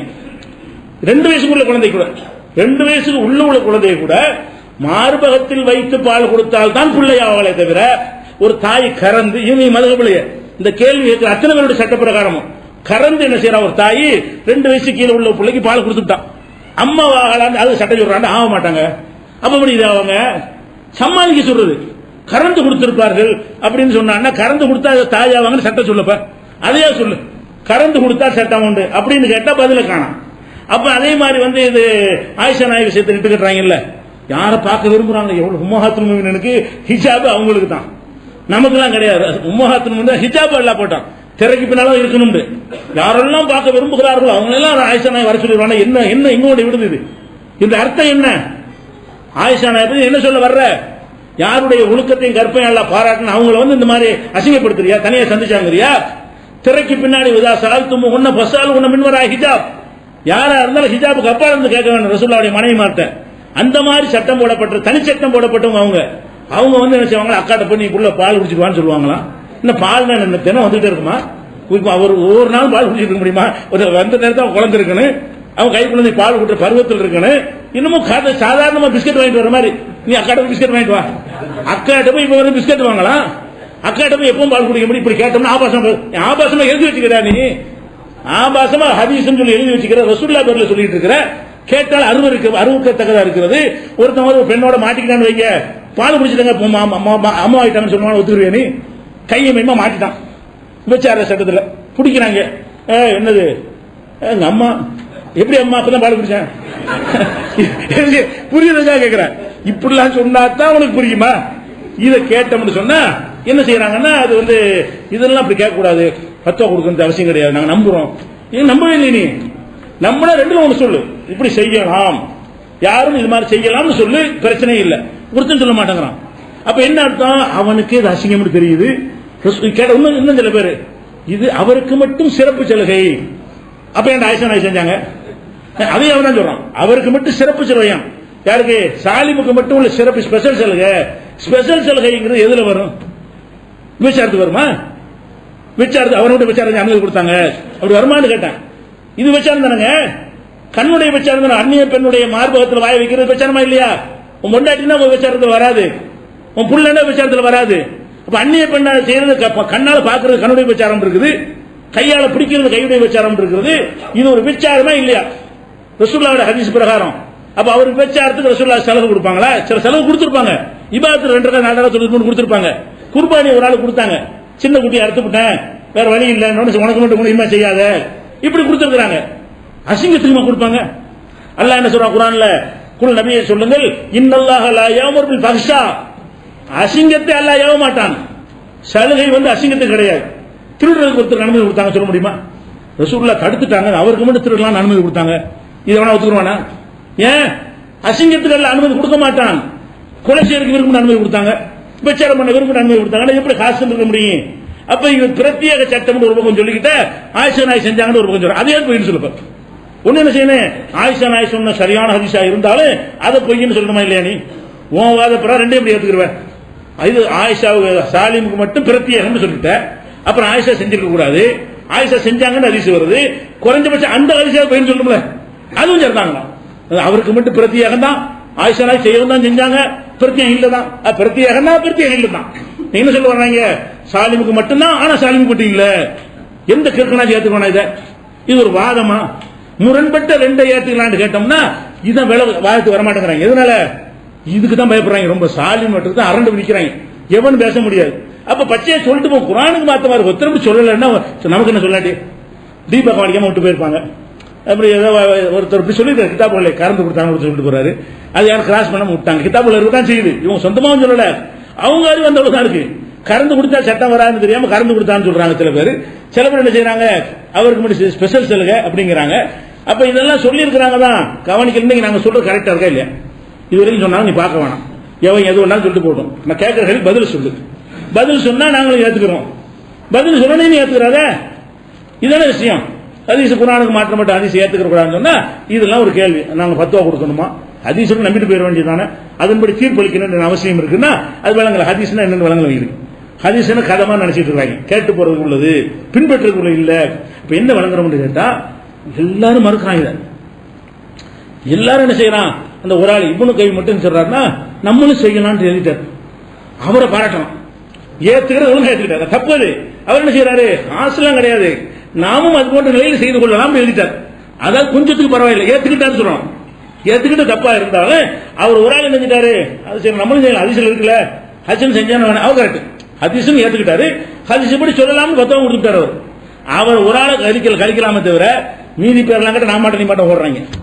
இந்த மாதிரி தீர்ப்பளிப்பு என்ன செய்யறாங்க, இது எங்க கொண்டே விடும், எவ்வளவு அசிங்கத்தை கொண்டே விடும், யாரு வேணாலும் தப்பிச்சுட்டு போயிருவானே. அப்ப இஸ்லாத்து காபீர் ஒருத்தர் படிச்சா இஸ்லாத்தை பத்தி என்ன நினைப்பான், நபிகள் நாயகத்தை என்ன நினைப்பான், எப்படிப்பட்ட ஒழுக்கத்தை ஒரு அந்நிய பண்ண தொட்டு கூட பையத்து பண்ண மாட்டாங்க ரசூல் ஸல்லல்லாஹு அலைஹி வஸல்லம். அப்படியான ஒரு ரசூலுல்லாஹ் மேல இந்த மாதிரி சொல்றீங்களாப்பான்னா அதுக்கு என்ன இல்ல ஆன்சர் கிடையாது. இப்படி ஒண்ணு இருக்குது, இது ஒண்ணாச்சா. அடுத்து என்ன, உம்மு ஹராம் நேற்று. உம்மு ஹராம்னு ஒரு அம்மா இருந்தாங்க. உம்மு ஹராம் யாருன்னா, இப்ப ரசூலுல்லாஹ்வுடைய வீட்டுக்கு எதிர்த்தாப்புல அபூ தல்ஹாங்கிற வீடு. அபூ தல்ஹா வீட்டுல தான் அந்த குதிரையெல்லாம் இரவெல்லாம் வாங்கிட்டு போவாங்க. அபூ தல்ஹாவுடைய தோட்டத்தில் போய் தான் ரசூலுல்லாஹ் தண்ணி எல்லாம் குடிப்பாங்க. தோட்டத்தில் சுவையான தண்ணீர் இருக்கும். ரெண்டு பேரும் நெருங்கிய ஒரு நண்பர்களா இருந்தாங்க. அந்த அபூ தல்ஹாவுடைய மனைவி வந்து உம்மு அந்த அனசுடைய தாயார் இருக்காங்கல்ல, உம்மு சுலைம், அவங்க வீடு அது. அங்க அந்த உம்மு சுலைம் சகோதரி உம்மு ஹராம்னு ஒருத்தங்க இருக்கிறாங்க. ரசூலுல்லாஹ் என்ன செய்வாங்களாம், உம்மு ஹராம் வீட்டுக்கு போவாங்களாம். ஏத்தாப்புல தானே, ஏத்த வீடு தானே. உம்மு ஹராம் வீட்டுக்கு அடிக்கடி போவார்கள். போய் அங்க போய் படுத்து தூங்குவார்கள். அந்த அம்மா தலையில பேன் பார்த்து விடும். அந்த வேர்வையெல்லாம் வலிச்சு பாட்டில் பிடிச்சி வச்சுக்கிறோம் அந்த அம்மா, அது நோய் நிவாரணத்துக்கு பயன்படுத்திக்கிறோம் அந்த உம்மு ஹராம்ங்கிறவங்க. இப்படிங்கிற மாதிரி ஒரு கருத்துப்பட ஹதீஸ் வந்து புகாரி முஸ்லிம் எல்லா நூல்லையும் இடம் பெற்றிருக்கிறது. அறிவிப்பாரெல்லாம் கரெக்டா இருக்கிறது. நம்ம என்ன கேட்கிறோம், ரசூல் ஸல்லல்லாஹு அலைஹி வஸல்லம் உம்மு ஹராம் எந்த ரிலேஷன் கிடையாது, சும்மா ரிலேஷன் பின்னாடி சொல்றாங்க. பின்னாடி ரசூலுல்லாஹ் போனதை வைத்து அவங்க ஏதோ நெருங்கிய ரத்த உறவா இருக்க கூடும் தான் பதில் சொல்றாங்க. தவிர ரத்த உறவுங்கிறதுக்கு ஆதாரத்தை காட்டணும். ஒவ்வொருத்தரும் மாட்டிக்கிறப்ப ரத்த உறவா இருக்குன்னு சொல்லிட்டு என்ன பண்ணுவோம், நீ ரத்த உறவுன்னா ஆதாரத்தை காட்டணுமா இல்லையா? ரசூல் ஸல்லல்லாஹு அலைஹி வஸல்லத்துக்கு இந்த உம்மு ஹராம் என்பவங்க பால் குடித்தாயும் கிடையாது. பால் குடித்தாயின்னா அப்ப அவங்க வந்து எப்ப மூத்த வராங்க, ரசூலுல்லாஹ் காலத்துக்கு 50 வருஷத்துக்கு 40 வருஷத்துக்கு பிறகு மூத்த போறாங்க, மாவியா காலத்துல. அப்ப ரசூலுல்லாஹ்வோட அம்மாவா இருந்தா எப்படி இருக்கும், பால் கொடுத்திருந்தா? ரசூலுல்லாஹ்வுக்கு முந்தைய மூத்தா போயிருப்பாங்க. ரசூலுல்லாஹ்வுக்கு பிறகு 40 வருஷம் கழிச்சு மௌத்தா போனாங்கன்னா அவங்க பால் குடி தாயா இருக்க மாட்டாங்க. ரசூலுல்லாஹ்வோட சின்ன வயசா இருந்தாங்க. ரசூலுல்லாஹ்வோட சின்ன வயசால ரசூலுல்லாஹ்வுக்கு பால் குடி தாயா இருக்க முடியுமா? பால் குடிச்ச குழந்தையா இருக்கும்போது பால் குடிச்சிருப்பாங்க. அப்ப ரசூலுல்லாஹ் குழந்தையா இருக்கும்போது ரசூலுல்லாஹ்வுக்கு பால் கொடுத்தவங்களா இருந்தா அந்த அம்மாவுக்கு 70 வயசாவது இருக்கணும். இப்ப இந்த சம்பவம் நடக்கும்போது ரசூலுல்லாஹ் 63 வயசுன்னு சொன்னா அந்த அம்மாவுக்கு 70 வயசாவது இருக்கணும். அப்ப என்ன செய்யறாங்கன்னா அந்த வீட்டுக்கு போவாங்க, வருவாங்க, சாதாரணமா தலையெல்லாம் பேன் பார்த்து விடும் அந்த அம்மா, அங்கே படுத்து தூங்குவார்கள் அப்படின்னு சொல்லி அடிக்கடி செய்வாங்க. ஒரு தடவை இல்லை, இப்ப தான் செய்வாங்க என்று இந்த ஹதீஸ் இருக்கு. இது புகார்ல முஸ்லிம்ல இருக்குது. ஆதிப்பாடெல்லாம் கரெக்டா இருக்கிறாங்க. ஆனா ரசூலுல்லாஹ் கொண்டு வந்த மார்க்கம் இதை ஏத்துக்கிறோமா? இப்படி இருந்தா அன்னைக்கு யூதர்கள் லட்டுங்க, யூதர்களுக்கு இது இப்படி ரசூலுல்லாஹ் போயிருந்தாங்கன்னு வைங்க, இஸ்லாத்தை ஒழிக்கிற கங்கணம் கட்டிட்டு இருந்தானே, ஒண்ணுமில்லாத ஆயிஷா நாயகி விஷயத்தை ஊதி இப்படி பெருசாக்கினானே, அவனுக்கு இந்த மாதிரி ரசூல் நடந்தாங்கன்னு வைங்க, ஒண்ணு போதும், இதை அடிச்சு விட்டு ஏன்டா அவர் பின்னாடி போறீங்க, பாடுறா இன்னும் படுத்து கிடக்காரான்னு சொல்லிக்க மாட்டான். என்ன உறவு உங்களுக்குள்ள, உங்க மார்க்கப்படி என்ன உறவு, போகலாமா அப்படின்னு கேட்டிருப்பான். எவனாச்சும் கேட்டானா? அப்படி நடந்திருக்குமே, ஆனால் எவனும் கேட்கல. பொய். ரசூல் ஸல்லல்லாஹு அலைஹி வஸல்லத்தை இழிவுபடுத்துறதுக்காக வேண்டிய, அவங்களுடைய கேரக்டரை டேமேஜ் பண்றதுக்காக வேண்டி இது உண்டாக்கப்பட்டு இருக்கிறது. அவங்களுடைய கேரக்டர் இது நடக்கவே நடந்துக்க முடியாது. எந்த ஒரு ஆணும் எந்த ஒரு பெண்ணோட தனித்திருந்தால் மூன்றாவதாக ஷைத்தான் இருப்பான் சொன்னாங்களா இல்லையா? லா யகுலுன்ன ரஜுலுன் பிம்ராத்தின் இல்லாவுமாக ஷைத்தான். ஒரு ஆணோட ஒரு பெண்ணை தனித்திருந்தால் மூணாவது ஷைத்தான் அங்க இருப்பாண்டாங்களா இல்லையா? அது அவங்க மீறி இருப்பாங்களா? பாவை தாழ்த்திக் கொள்ளுங்கன்னு சொன்னவங்க மீறி இருப்பாங்களா? இன்னி லாவு சாபி நிசா, பெண்கள் கையை தொடமாட்டேன். பையத்து பண்ண ஒரு பையத்துக்கு முக்கியமா தொடணும், உறுதிமொழி வாங்குறதுக்கு. உறுதிமொழி வாங்குற கையை பிடிச்சா உறுதிமொழி ஸ்ட்ராங் ஆகும். அதுக்கே மாட்டேன்ட்டாங்க. பையத்தான்னு வாயிலாம் சொல்லிட்டு போகுது. ஆம்பளைட்ட கையை பிடிச்சி உறுதிமொழி வாங்குவேன், பொம்பளைட்ட வாயால் மட்டும்தான் வாங்குவேன்னு சொன்ன ரசூல் ஸல்லல்லாஹு அலைஹி வஸல்லம் ஒரு அந்நிய பெண் வீட்டில் போய் படுத்தாங்க. இது சரியான ஹதீஸ் தான். என்ன பதில் கேட்டா, அது உறவினராக இருக்கலாம், ரத்த சம்பந்தமா இருக்கலாம், தூரத்தில் சுத்தி வளைச்சுக்கிட்டு மகரம் வரலாம். இதா பதில்? ஏன்னா பொய்யிட்டு போங்க, இருக்கிற இந்த வேலை உங்களுக்கு எதுக்கு இந்த வேலை உங்களுக்கு? ரசூல் ஸல்லல்லாஹு அலைஹி வஸல்லத்தை பத்தி இப்படி அவங்களுடைய கேரக்டர் என்ன, குர்ஆன்ல இருந்து அவங்க எல்லாம் என்ன சொன்னா, லா குலுக்கின் அலீம், மகத்தான் நற்குணத்தில் இருக்கிறான்னு எல்லாம் சொல்லி காட்டுறாங்க. நற்குணமா இது? யாரோ நற்குணம் ஒத்துக்குவாங்களா? அர்த்தம் வீட்டில் படுத்து கிடக்கிறத பேன் பார்க்கிற அளவுக்கு நெருக்கமா இருப்பதை ஒத்துக்கொள்வாங்களா? இப்ப நபிகள் நாயகத்தினுடைய அந்த ஒட்டுமொத்த கேரக்டரை பாத்தீங்கன்னு சொன்னா நெருப்பா இருந்திருக்கிறாங்க. அவங்கள போய் இப்படி களங்கப்படுத்துற மாதிரி ரசூல்லா மதிக்கிறவங்கிற பேர்ல ஹதீஸை மறுக்கிறவங்க ரசூல்லா ஈடுபடுத்துறாங்க. இந்த ஹதீஸை ஏத்துக்கணுமா? ஊதா ரசூல்லா டூமு கத்துறாங்க, இது கட்ட மாட்டேங்கிறாங்க. அது டூமுங்கிற ரசூல்லாவுடைய கேரக்டர் இடிக்கப்படுதா? அந்த ஹதீஸ்ல ரசூல்லாவுடைய கேரக்டர் டேமேஜ் பண்றாங்க. அது கொஞ்சம் ரோஷம் வர மாட்டேங்குது, கோவம் வர மாட்டேங்குது. இந்த ஹதீஸ் ரசூல்லாவுடைய ஒழுக்கத்தை என்ன செய்யறாங்க, கேள்விக்குறியாக்குறாங்க. பிறர் பார்த்தாலும் என்ன நினைப்போம் அதை கூட நினைக்காம நம்ம கண்மணி நாயகம் ஸல்லல்லாஹு அலைஹி வஸல்லம் டூமை அடிக்க சொல்றாங்க. அட கண்மணி நாயகத்தனத்துக்கு இந்த பாடுபடுத்துறீங்க, அந்நிய பெண்ணோட படுத்துக்கள் தான் இருக்கீங்களா பேன் பார்க்கிற அளவுக்கு? அப்ப ரசூலுல்லாஹ்வுடைய கண்ணியத்தை வச்சு பார்த்தா கூட நிராகரிக்கணும். இப்படி ஆராய்ச்சி வேணும். பிறகு நாங்க இருக்கிற ரசூல் ஸல்லல்லாஹு அலைஹி வஸல்லம் போயிட்டு இருக்கும்போது ஒருத்தன் பாக்கெட்ல பிக் பாக்கெட் அடிச்சாங்க, அது சொன்னா என்ன செய்வீங்க? அவர் சொன்னா என்ன செய்வீங்க? இப்படி போய் என்ன திருப்பி அடிச்சு நோக்க முடியும்? ரசூலை பிக் பாக்கெட் அடிப்பாங்களா? ரசூலை திருட்டாங்கன்னு சொன்னா என்ன செய்வீங்க? ரசூல்லா ஏமாத்தினாங்க, ஒரு ஆட்ட கடன் வாங்கிட்டு இன்னொன்று அடிச்சு மறுத்துட்டாங்க ரசூல்லா அப்படின்னு ஒருத்தன் சொல்றான், என்ன செய்வீங்க? யாரை பத்தி என்ன சொல்றேன்னு கேட்பீங்களா இல்லையா? அதோட பெரிய விஷயம் கிடையாது, அதோட பெரிய டேஞ்சரான விஷயம் நீ சொல்ற. அப்ப புஸ்தகத்தில் எழுதி வச்சுட்டாங்க, யாரும் ஆட்களை மட்டும் பாக்குறாங்க, அவங்க வேற ஒன்றும் பார்க்கல, உள்ள நுழைஞ்சு பார்க்கல. இவர் சொன்னா அவர் நல்லா, அவர் நல்லா, இதனால சரியாயிருமா? ஷாஃபி இமாம் சொன்ன ஒரு பாக்குற விஷயத்தை பாரு, மேட்டு சரியா? அசிங்கத்தான் இல்ல சொல்லுவானா? அசிங்கமான ரசூல் செய்வாங்களா? இந்த மாதிரியான ஒரு அடிப்படையில் பார்க்கும்போது இதை என்ன இல்ல, இதுக்கு அவங்களுடைய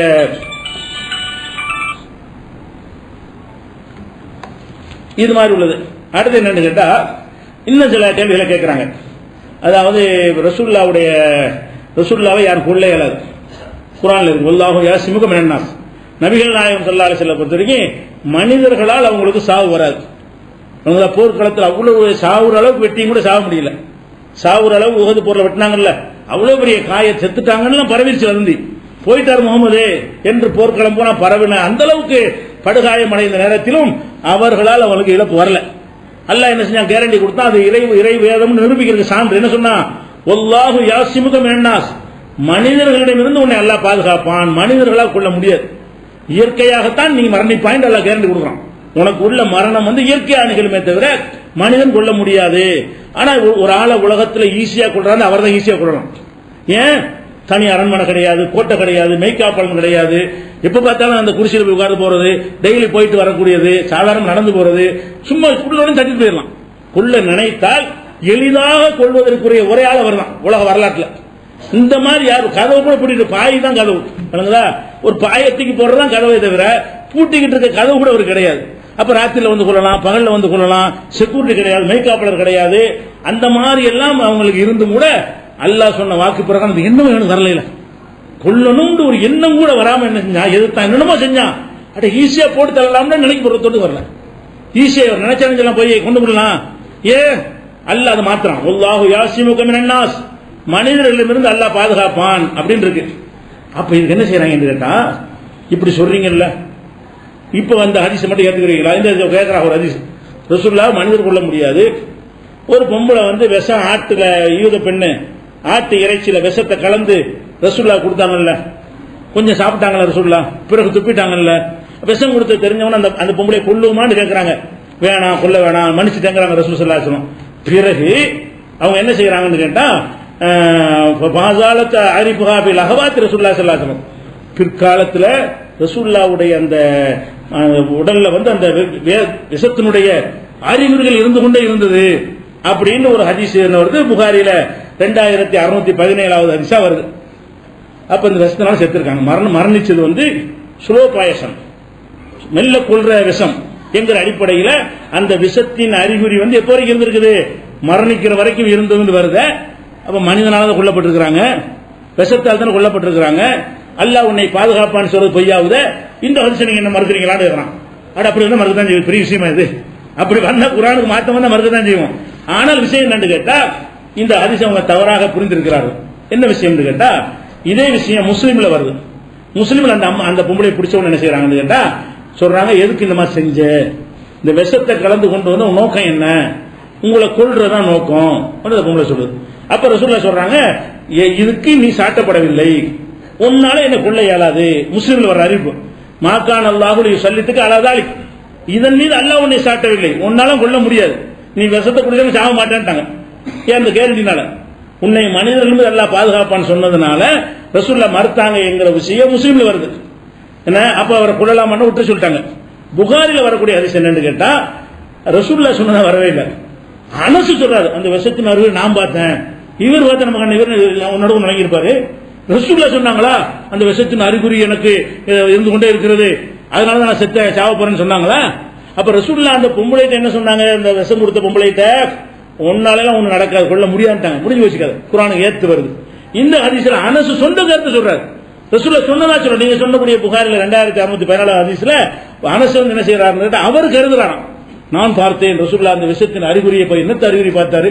அப்படிலாம் ஒரு விஷயம் 15 வருஷத்துக்கு உள்ள விஷம் உலகத்தில் இருக்குது. ஸ்லோ பாயசன் சொன்னாலும் தொடர்ந்து கொடுத்துட்டே இருக்கணுங்க. ஸ்லோ பாயசன் சொல்வதாக இருந்தால் அந்த விஷத்தை என்ன ஒருக்கா குடிச்சோம் 10 வருஷத்துக்கு அவன் ஜாக மாட்டான், அப்ப ரத்தத்தில் கலந்து போயிடும். ஸ்லோ பாயசன் மெல்ல கொள்ற விஷயம் என்ன செய்யணும், இன்னைக்கு கொடுக்கணும், நாளைக்கு கொடுக்கணும், நாளைக்கு டெய்லி கொடுத்துட்டே இருக்கணும். கொஞ்சம் கொஞ்சமா ஆளை காலி பண்ணிட்டு வரும். 10 வருஷமா கொடுத்துருந்தா 10 வருஷம் எடுத்துருவான். அதான் ஸ்லோ பாயசன். இப்படி ஒண்ணு இருக்கும். முதல்ல லாஜிக்காக ஒரு விஷத்தை கொடுத்து அன்னைக்கு வந்து ஆவலன்னா முறிஞ்சு வெளியே போச்சுன்னு அர்த்தம், ரத்தம் சுத்தமாகி விடும். நம்ம ரத்தம் நேரத்தோட ரத்தம் இருக்குமா? இன்னைக்கு உடம்புல உங்க உடம்புல இன்னைக்கு ரத்தம் இருக்க, நேரத்தோட ரத்தம் இன்னைக்கு இருக்குமா? இருக்காது, எல்லாம் காலி ஆயிடுச்சு. புது அந்த ரத்தம் செத்து புது ரத்தம் உண்டாய், அந்த ரத்தம் உங்களுக்கு இருந்து கொண்டு இருக்கிறது. ஒருத்தர் ரத்தத்தை உங்களுக்கு ஏத்துறீங்க, அவன் ரத்தம் உங்களுக்கு இருக்குமா? அந்த நேரத்தில் உயிர் காக்கிற உதவுமே தவிர அப்புறமேல இந்த செல்லுலாம் அழிஞ்சு போயிடும், செத்து போயிடும். ரத்தம் வந்து ஃப்ரெஷ்ஷா உண்டாகிட்டே இருக்கிறது.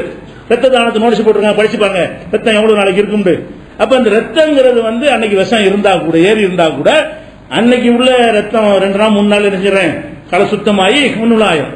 அது அறிவு இருக்கவே செய்யாது, மருத்துவ ரீதியா இருக்காது, லாஜிக்கா இருக்காது. 10 வருஷம் முன்னாடி சாப்பிட்ட விஷம் இன்னைக்கு எனக்கு செஞ்சு எவனும் சொல்ல முடியாது. ரசூலுல்லாஹ் சொல்லவும் மாட்டாங்க. நீங்க வேண்ட விவரம் இல்லாத சொல்லலாம். யார் சொல்லுவா, சுலோ பாயசம் சொல்வதாக இருந்தால் அது தொடர்ச்சியா மாத்திரை கொஞ்சம் விஷத்தை போட்டு இன்னைக்கு ஒரு மாத்திரை, நாளைக்கு ஒரு மாத்திரை, நாளைக்கு ஒரு மாத்திரை கொடுத்தா போயிடுவான். அதான் கொஞ்சம் விஷங்கிறது. அது ஒரு விஷம் வந்து 20 வருஷம் உங்களுக்கு இருந்து வேலை செய்யுங்கிற மாதிரிலாம் அப்படி விஷம் கிடையாது, மருத்துவத்துக்கு எதிரானது. அப்ப இது அனசு சொன்னதை வைத்துக் கொண்டு குர்ஆனுக்கு மாத்தோங்கிற சரி பேச்சு கத்துக்கணும், மாத்தன விட்டுரு.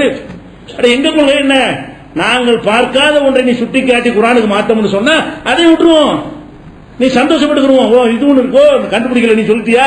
ஆனா இது அப்படி இல்ல, இது அனசுடைய கருத்தாக வருகிறது. ரசூலுல்லாஹ் அப்படி சொன்னார்கள் வந்தால் அது இட்டுக்கட்டப்பட்டதுதான். ஏன் நல்லா கேரண்டி கொடுத்து ரசூலுல்லாஹ் அப்படி சொல்லியிருப்பாங்கன்னு இருப்போம். அனசு சொல்ல வந்ததுனால எங்களுக்கு வேற்று கிடையாது. அவர் சொல்லிட்டு போறாரு, அனசு சொல்ல ஏத்துக்கிற சட்டமா, அனசு அவருடைய கருத்து சொல்லியிருக்கான்னு விட்டு போயிருவோம். ரசூலுல்லாஹ் சொன்னதாக வந்தால் அப்பவும் நாங்கள் சொல்லுவோம், இது இட்டுக்கட்டப்பட்டு தான் சொல்லுவோம். அது வரல, இதை ஒண்ணு விளைவிக்கணும். அடுத்ததாக இன்னும் சிலதெல்லாம் கேட்கிறாங்க, அந்த தலைப்பு சம்பந்தப்பட்டது இல்லாம கேட்கிறாங்க. அது தலைப்பு நான் சொல்லாத விஷயமா இருக்கனால அது தேவையில்லை. அடுத்து என்ன முக்கியமானது என்னன்னு கேட்டா, முன்னாடிலாம் நீங்க வேற மாதிரி சொன்னீங்க, நம்ம சொன்னோம் முன்னாடி சொல்லி மாத்திட்டீங்க. முன்னாடினா என்னன்னு கேட்டா ஒரே ஒரு விஷயம் தான், குர்ஆனுக்கு மாற்றமான ஹதீஸை ஏற்றுக்கொள்ளக்கூடாது என்கிறதுல நம்ம ஆர்வம் கிடையாது. அந்த காலத்தில் ஒப்பும் உயர்வுங்கிற தலைப்புல அந்த காலத்தில் அல்சனத்து பத்திரிகையில தொடர் கட்டுரை எழுதிருக்கிறோம். எந்த வருஷம் 91 92 அந்த காலத்தில் அப்பவே நம்ம எழுதியிருக்கிறோம். சரியான ஹதீஸுடைய அளவுகள் என்னவென்றால் குர்ஆனுக்கு மாத்தமாக இருந்தால் ஏற்றுக்கொள்ள, புது கருத்து கிடையாது. இது ஒரே ஒரு விஷயம் என்னன்னு கேட்டா, இந்த சஹாபாக்கள் விஷயம் இருக்குல்ல, அதுல மட்டும் நம்ம என்ன செஞ்சிருந்தோம் என்று கேட்டால், குர்ஆன்ல ஒரு இருக்குது, குர்ஆனுக்கு மாத்தமா சஹாபி சொன்னா ஏத்துக்க கூடாது. ரசூலுல்லாஹ் ஒன்னு சொன்னாங்க, மாத்தமா சொன்னா ஏத்துக்க கூடாது. சஹாபாக்கள் ஒன்றை சொன்னார்கள், குர்ஆனுக்கு இல்லாத ஹதீஸ்ல இல்லாத ஒன்றை சொன்னார்களே, ஆனால் அந்த வஹீயுடைய காலத்தில் வாழ்ந்த காரணத்தினால் அவர்கள் விளக்கம் சிறந்ததாக இருக்கும் இப்படின்னு எழுதியிருக்கிறோம். எழுத மாத்திட்டோம். ஏன் உங்களுக்கு ஆதரவு சொல்லிட்டாங்க, சஹாபாக்களை பின்பற்றக்கூடாது. முதல்ல இருந்த நாங்க மதரசாக்கள்ல வந்து இந்த ஹதீஸ்கள் நாங்க படிக்கல, குப்பையை தான் படிச்சுட்டு வந்தோம். இந்த மதுகபை தான் நாங்க படிச்சோம், தபகாத் ஷாரானி தான் எடுத்து அது ரெஃபரன்ஸுக்கு எடுத்து பார்ப்போம். இந்த மாதிரி நூல்களை படிச்சுட்டு வந்த காலத்தில் ஒவ்வொன்றாக நாங்க அறிந்தரை செய்யறோம், சரின்னு மாத்திட்டு வர்றோம். இதுல என்ன கவனிக்கணும்னு கேட்டா, ஒரு நிலைப்பாட்டை சொல்லிட்டு மாத்துறது பாவமா நல்லதா முதல்ல கவனிக்க. என்ன சொல்ல வர்றாங்க, நம்ம ஒரு தப்பா சொல்லிட்டு வைங்களேன் கடைசியில் நிக்கணுங்கிறாங்க. இது என்ன மூமினுடைய வேலையாடா? ஒரு மூமின் என்ன செய்வான்? தான் செய்த தவறுன்னு தெரிஞ்ச உடனே மக்கள் மத்தியில் போய் ஒத்துக்கிறது சிறந்த தன்மையா? நான் நேற்று தவறாக இதை சொல்லிவிட்டேன், இப்ப அந்த கருத்தில் நான் இல்லை, இந்த ஆதாரம் கிடைத்து விட்டது, இப்படி சொன்னா தப்பா? எல்லா இமாமும் இப்படி சொல்லியிருக்கிறாங்க. ஷாஃபி இமாமுக்கு கதீமும் ஜதீது ரெண்டு சொல் இருக்கிறது. கதீம் என்றால் என்ன? எகிப்துக்கு போனார்ல, ஈராக்ல இருக்கும்போது ஒரு கருத்தை சொல்லிட்டு இருந்தாரு, அது ஓல்டு. எகிப்துக்கு வந்த பிறகு கொஞ்சம் கருத்தை சொன்னா அது நியூ. Old new. கதீம்னா ஓல்டு. ஷாஃபி இமாமுக்கு எந்த மசாலா எடுத்தாலும் இது கதீமா ஜதீதான்னு கேட்பாங்க. அது ஈராக்ல சொன்னதா, மிஸ்ர்ல சொன்னதா, எகிப்துல சொன்னதான்னு கேட்பாங்க. அங்க சில ஹதீஸ்கள் கூட கிடைச்சவன் அங்கூட்டையும் மாத்துறாரு. அந்த ஊர்ல இருக்கும்போது எதையெல்லாம் எஸ்ன்னு சொன்னாரோ அதையெல்லாம் நோன்றாரு. அவ்வளவு விஷயங்கள் மாத்து. எந்த ஒரு மசாலா இருந்தாலும் அவருக்கு ரெண்டு கருத்து இருக்குது ஷாஃபி இமாமுக்கு. அப்ப நீங்க என்ன செய்றீங்க? கதீமை தான் எடுத்துக்கணும், ஜதி புதுசை தான் எடுத்துக்கணும், பழசை விட்டுருணும். ஏன்னா பழசு குறைந்த ஆதாரம் கிடைச்ச அடிப்படையில் சொன்னாரு. புதுசை சொல்லும் போது நிறைய அறிஞர்களை பார்த்து நிறைய ஹதீஸ்கள் கிடைச்ச பிறகு சொன்னாரு அப்படின்னு சொல்றீங்கல்ல. இப்ப அவர் என்ன சொல்ல போறீங்க? இப்ப நேற்று வரைக்கும் ஒரு ஊர்ல ஈராக்ல இருந்து இந்த மாதிரி சொல்லிவிட்டு இந்த மாதிரி மாத்திட்டா சொல்லுவீங்களா?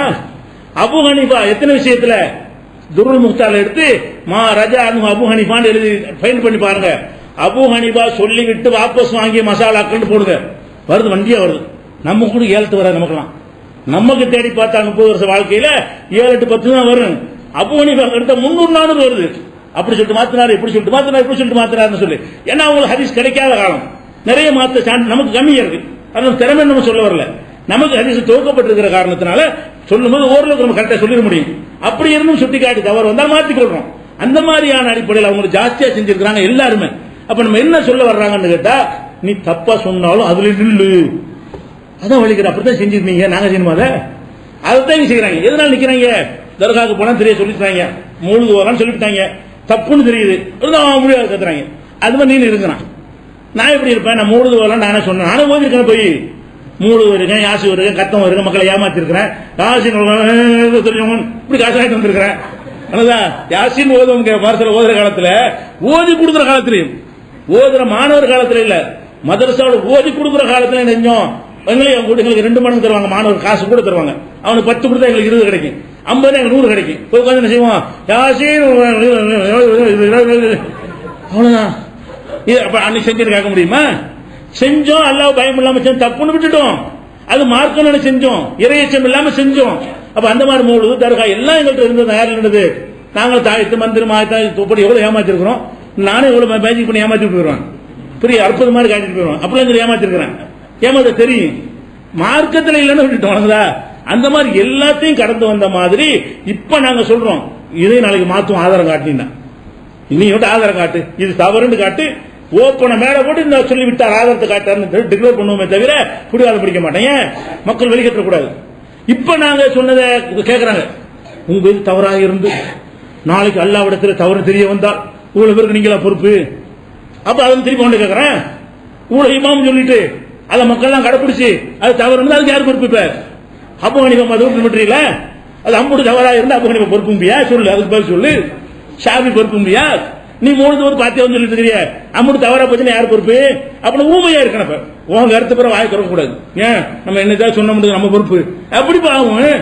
மனிதன் சிந்திக்கிற வரைக்கும் சிந்திக்க வேண்டி இருக்குது, சரியானதை சொல்ல வேண்டி இருக்கிறது. ஒரு ஆய்வாளன் ஒரு ஆய்வு செஞ்சு ஒரு கருத்தை சொன்னால் சரியானதை கண்டுபிடித்தா 2 கூலி, அது தவறாக போய்விட்டால் 1 கூலி. நான் ஒரு ஆய்வு செய்யறேன், சிந்திக்க வேண்டிய முறையில் சிந்திக்கிறேன், திரட்ட வேண்டிய முறையில் திரட்டுறேன், அறகுறையா நான் செய்யல, என்னுடைய உழைப்புக்கு தக்கவாறு எல்லாம் செஞ்சு இதுதான் சட்டம் நான் உங்களுக்கு சொல்றேன்னு வைங்களேன். நான் கரெக்டானதை கண்டுபிடித்து விட்டால் எனக்கு 2 கூலி, தப்பான முடிவு வந்து விட்டால் எனக்கு தண்டனை இல்லை, 1 கூலி. அப்படி ரசூல் ஸல்லல்லாஹு அலைஹி வஸல்லம் இருக்கும் பொழுது நான் ஆய்வு செய்ய மறுக்கிற, அப்ப ஒருத்தரும் ஆயத்தை கூடாங்கிறாங்க, நீ நான் பொறுப்பு ஏத்துக்கிறவ, இது வரைக்கும் போனவர்களுக்கு யார் பொறுப்பு?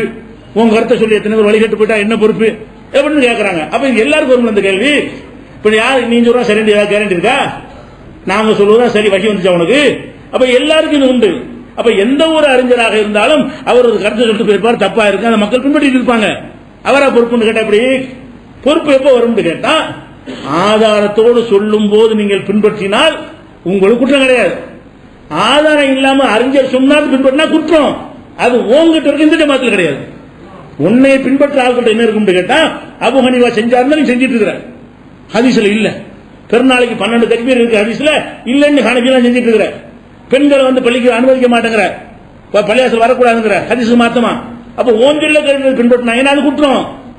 எங்க மக்கள் பெருநாள் தொழுகையில 12 தக்பீர் சொல்ற எங்க சொல்ல கேட்டா ஹதீஸ பார்த்து செய்யறாங்க. எங்க மக்கள் பெண்களை பெருநாள் தொழுகைக்கு கூப்பிடுறதுக்கு ஹதீஸ பார்த்து கூப்பிடுறாங்க. அப்ப எங்க மக்கள் இன்னைக்கு தௌஹீத் ஜமாத் மக்கள் எதை பின்பற்றினாலும் நாங்க ஆதாரம் இல்லாம சொன்னா முதல்ல சட்டையை பிடிக்கிற ஆளுக்கு நம்ம ஜமாத்தால இருப்பாங்க. வேற எந்த ஜமாத் அப்படி இருக்க முடியும்? ஆதாரத்தை எடுத்து வைங்கன்னு கேட்கறாங்க. அப்ப ஆதாரத்தோடு நீங்கள் பின்பற்றீர்களே ஆனால் நீங்களும் ஆய்வுல பின்பற்றீங்க அர்த்தமாகுது. கூட்டுத்தனம் பின்பற்றல, ஆய்வு பண்றீங்க. எடுத்து காட்டுறேன், கட்டுத்தானே 12 தந்தாங்க, என்ன ஆய்வு கரெக்டா இருக்க பின்பற்றிட்டு போயிருந்தீங்க. பெண்கள்லாம் வர சொன்னாங்க, மாதவிடாய் பெண்களோட வர சொன்னாங்கன்னு ஹதீஸை காட்டுறோம். அதுல அந்த கருத்து உங்களுக்கு விளங்குது. ஹதீஸ்ல வழங்குன்னு சொல்றீங்களா? ஹதீஸை சொல்லாம 4 இருந்து பொம்பளை வர சொல்லணும் அது சொல்லியிருப்பீங்களா? நீங்க நாங்க உங்கள்கிட்ட சொல்றோம் பெண்கள் வர சொல்லுங்க, நீ யாரா சொல் கேட்பீங்களா இல்லையா? நாங்க இஸ்லாத்துக்கு துவக்க பிரச்சாரம் பண்ணக்கூடிய நேரத்தில் பெருநாள் தொழுகை அத்தனை பெண்கள் வர வேண்டும் புடிச்சு பின்னி எடுத்துக்க மாட்டீங்க. எதனால கேட்டீங்க? ஹதீஸ் சொல்றோம், நம்பரை சொல்றோம், தமிழ்ல வந்து எடுத்து செக் பண்ணி பாத்துக்க, ரசூலுல்லாஹ் சொன்னாங்கன்னு உறுதி பண்ண அந்த அர்த்தம் இருக்கான்னு பாரு. அப்ப இவங்க தான் அதுக்கு அந்த கேள்வி அவங்களும் தான் கேட்கணும். உன் ஆட்களை பின்பற்றி போனாட கண்ணை மூடிக்கிட்டு அதுக்கெல்லாம் யாரா பொறுப்பு? எங்க மக்களுக்கு நாங்க பொறுப்பே கிடையாது. அவங்க விளங்கி பின்பற்றாங்க, அவங்க சிந்திச்சு பின்பற்றாங்க, சரியா இருந்தா பின்பற்றுவார்கள். எந்த ஆளும் சொன்னாலும் நீங்க பின்பற்ற ஆள் கண்ண மூடி பின்பற்ற ஆள் கிடையாது. அப்ப இந்த ஒரு விஷயத்தை என்ன செய்யணும் சொல்லணும். அடுத்து வந்து குர்ஆன் ஓதினால் சூனியக்காரர்கள் செயலிழந்து போவார்கள் அப்படின்னு முஸ்லிம்கள் ஹதீஸ் வருதான். எல்லா சூனியத்தை மறுத்து பிடிக்கிறது மட்டும் மறுக்கல அப்படின்னு எடுத்துறாங்க பாயிண்ட். சூனியக்காரர்கள் குர்ஆனை ஓதினால் சூனியக்காரர்கள் செயலிழந்து போவார்கள் இருக்குதான். இது ஏன் மறுக்கலன்னு கேட்கிறாங்க. இருந்தா மறுத்தரம் செய்வோம், ஹதீஸ் இருந்தா மறுத்தரம் செய்வோம். ஏன்னா சூனியம் இல்லைங்கும் போது அது அந்த ஹதீஸ் பொய்யாதான் இருக்குன்னு சொல்லுவோம். ஆனா அந்த ஹதீஸ்ல அப்படி இல்லை. எப்படி இருக்குன்னு கேட்டா என்ன வருதுன்னா லா தஸ்தத்தியுகள் பத்தலாம், வீணர்கள் இந்த சூறாவை ஜெயிக்க முடியாதுன்னு இருக்குது ஹதீஸ்ல. ஒருத்தர் விளக்கம் உள்ள போட்டு கொடுக்குறாரு, வீணர்கள் எதை சொல்றாங்கன்னு கேட்டா சூனியக்காரன் சொல்றாங்க. ஹதீஸ்ல அது இல்ல. இந்த ஹதீஸ்ல பத்தலத்தின வீணர்கள், வீணா போனவங்க வந்து இந்த சூறா ஓதினார்களே ஆனால், குர்ஆனை ஓதினா பக்ரா ஓதினார்களே ஆனால் அதை வீணா போனவன் ஜெயிக்க முடியாது, வீணா போனவர்கள் அந்த சூறா வெல்ல முடியாதுன்னு இருக்குது. வீணா போனவன் கெட்டவன் சொல்ற ஒரு சொல்லு. இவன் ஒரு ஆள் இடையில போது மாவியாங்கிறவர் சொல்றாரு, அண்ணல் பத்தலத்த சஹரா, இந்த பத்தலத்தில் வீணா போனவங்க ரசூலுல்லாஹ் சொன்னாங்கல்ல, அது யாரை சொன்னார்கள் என்றால் சூனியக்காரன் சொன்னார்கள். இவர்கள்ட்ட நாங்க ஏத்துக்கிறேன். ரசூலுல்லாஹ் சொன்ன வார்த்தை வீணர்கள். வீணர்கள் வார்த்தை குர்ஆன்ல எங்கெல்லாம் எடுத்து பாரு, ஹதீஸ்ல எடுத்து பாரு. அந்த வீணா போனவங்க சொல்ற ஹதீஸார்கள் மறுக்காம விட்டுருக்கிறோம். சூனியத்தை தான் சொல்லுதுன்னா அது மறுக்கத்தக்கதுதான். இது என்ன பெரிய பஞ்சாயத்து என்ன? அப்ப இந்த மாதிரியான சில கேள்விகளை கேட்டுக் கொண்டிருக்கிறார்கள். அதுல என்ன இல்ல, ஒரு அழுத்தமான வாதங்கள் இல்ல. அது ஒண்ணே ஒண்ணு இருக்கு. அதாவது இந்த உலமா, என்னுடைய உம்மத்துடைய உலமாக்கள் இஸ்ராயல்களுடைய நபிமார்களை போலன்னு சொன்னோம்ல, அதுல ஒரு ஹதீஸ் சரியானது நான் சொல்லியிருந்தேன். அதுவும் பலவீனமா இருக்கு, சொல்லிருந்தோம்ல, முதல்ல சொல்லியிருந்தோம். எல்லா ஹதீஸும் பலவீனமா இருக்குது, ஒரு ஹதீஸ் சரியானு சொல்லியிருந்தோம். எதனால சொல்லியிருந்தோம்னா, திருமதி இமாம் என்ன செய்யறாருன்னா, அந்த ஜமீல் பின் வலீத் பின் ஜமீல் என்பவர் வந்து கதீர் பின் கைஸ் வழியாக இது அறிவிக்கிறாரு. இடையில ஒரு அறிவிப்பாளர் விடுபட்டு இருக்கிறது, அதனால இது பலவீனமானது. ஆனா இடையில அறிவிப்பாளர் விடாம வேறொரு ஆள் இடையில நுழைஞ்சு ஒரு அறிவிப்பு ஒன்று இருந்துச்சு. அதை வச்சு நம்ம என்ன செஞ்சோம்னா, இந்த இடையில அறிவிப்பாளர் விடலைங்கிற அடிப்படையில் சரியான விஷயம் சொன்னோம். ஆனா அந்த கதீர் பின் கைஸ் என்பவரே பலவீனமானவர், அவரே யாரும் அறியப்படாதவர், அவர் வரலாறு கிடையாதுன்னு சொல்லி தாரகுத்தின் உள்ளிட்ட சில அறிஞர்கள் சொல்லி இருக்கிறாங்க. அந்த ஒரு ஹதீஸ் மட்டும் தவறாக நம்ம அந்த உரையில சொல்லி இருக்கிறோம். இந்த ஹதீஸ் என்னுடைய உம்மத், என்னுடைய உலமாக்கள் நபிமார்கள், பனி இஸ்ராயல் நபி போன்றவர்கள், அவங்க திருசத்தையும் தீனாரையும் விட்டு செல்லல, ஈல்மத்தான் விட்டுட்டு போனாங்கன்னு சொன்னோம்ல, அது ஒண்ணு மட்டும் சரியாக இருக்குன்னு ஒரு வாதம் வச்சிருந்தோம். அது ஒண்ணும் சரியில்லை, உலமாக்களை பாராட்டி வர எதுவுமே சரியில்லை. இப்ப அது ஒண்ணுதான் நிக்குன்னு சொன்னோம்ல, அதுவும் நிக்கல. இப்ப அதை மட்டும் வாபஸ் வாங்கிக் கொள்றோம். தவறானதை வாபஸுக்கு வாங்கி வெக்கமெல்லாம் கிடையாது. சரியா? அல்லாஹ் ரப்பல் ஆலமீன் உள்ளதை உள்ளபடி அறிந்து நடக்கக்கூடிய நன்மக்களாக நம் அனைவரை ஆக்கி அருள்வானாக. வாக்குறுதாவான அல்ஹம்துலில்லாஹி ரப்பில் ஆலமீன்.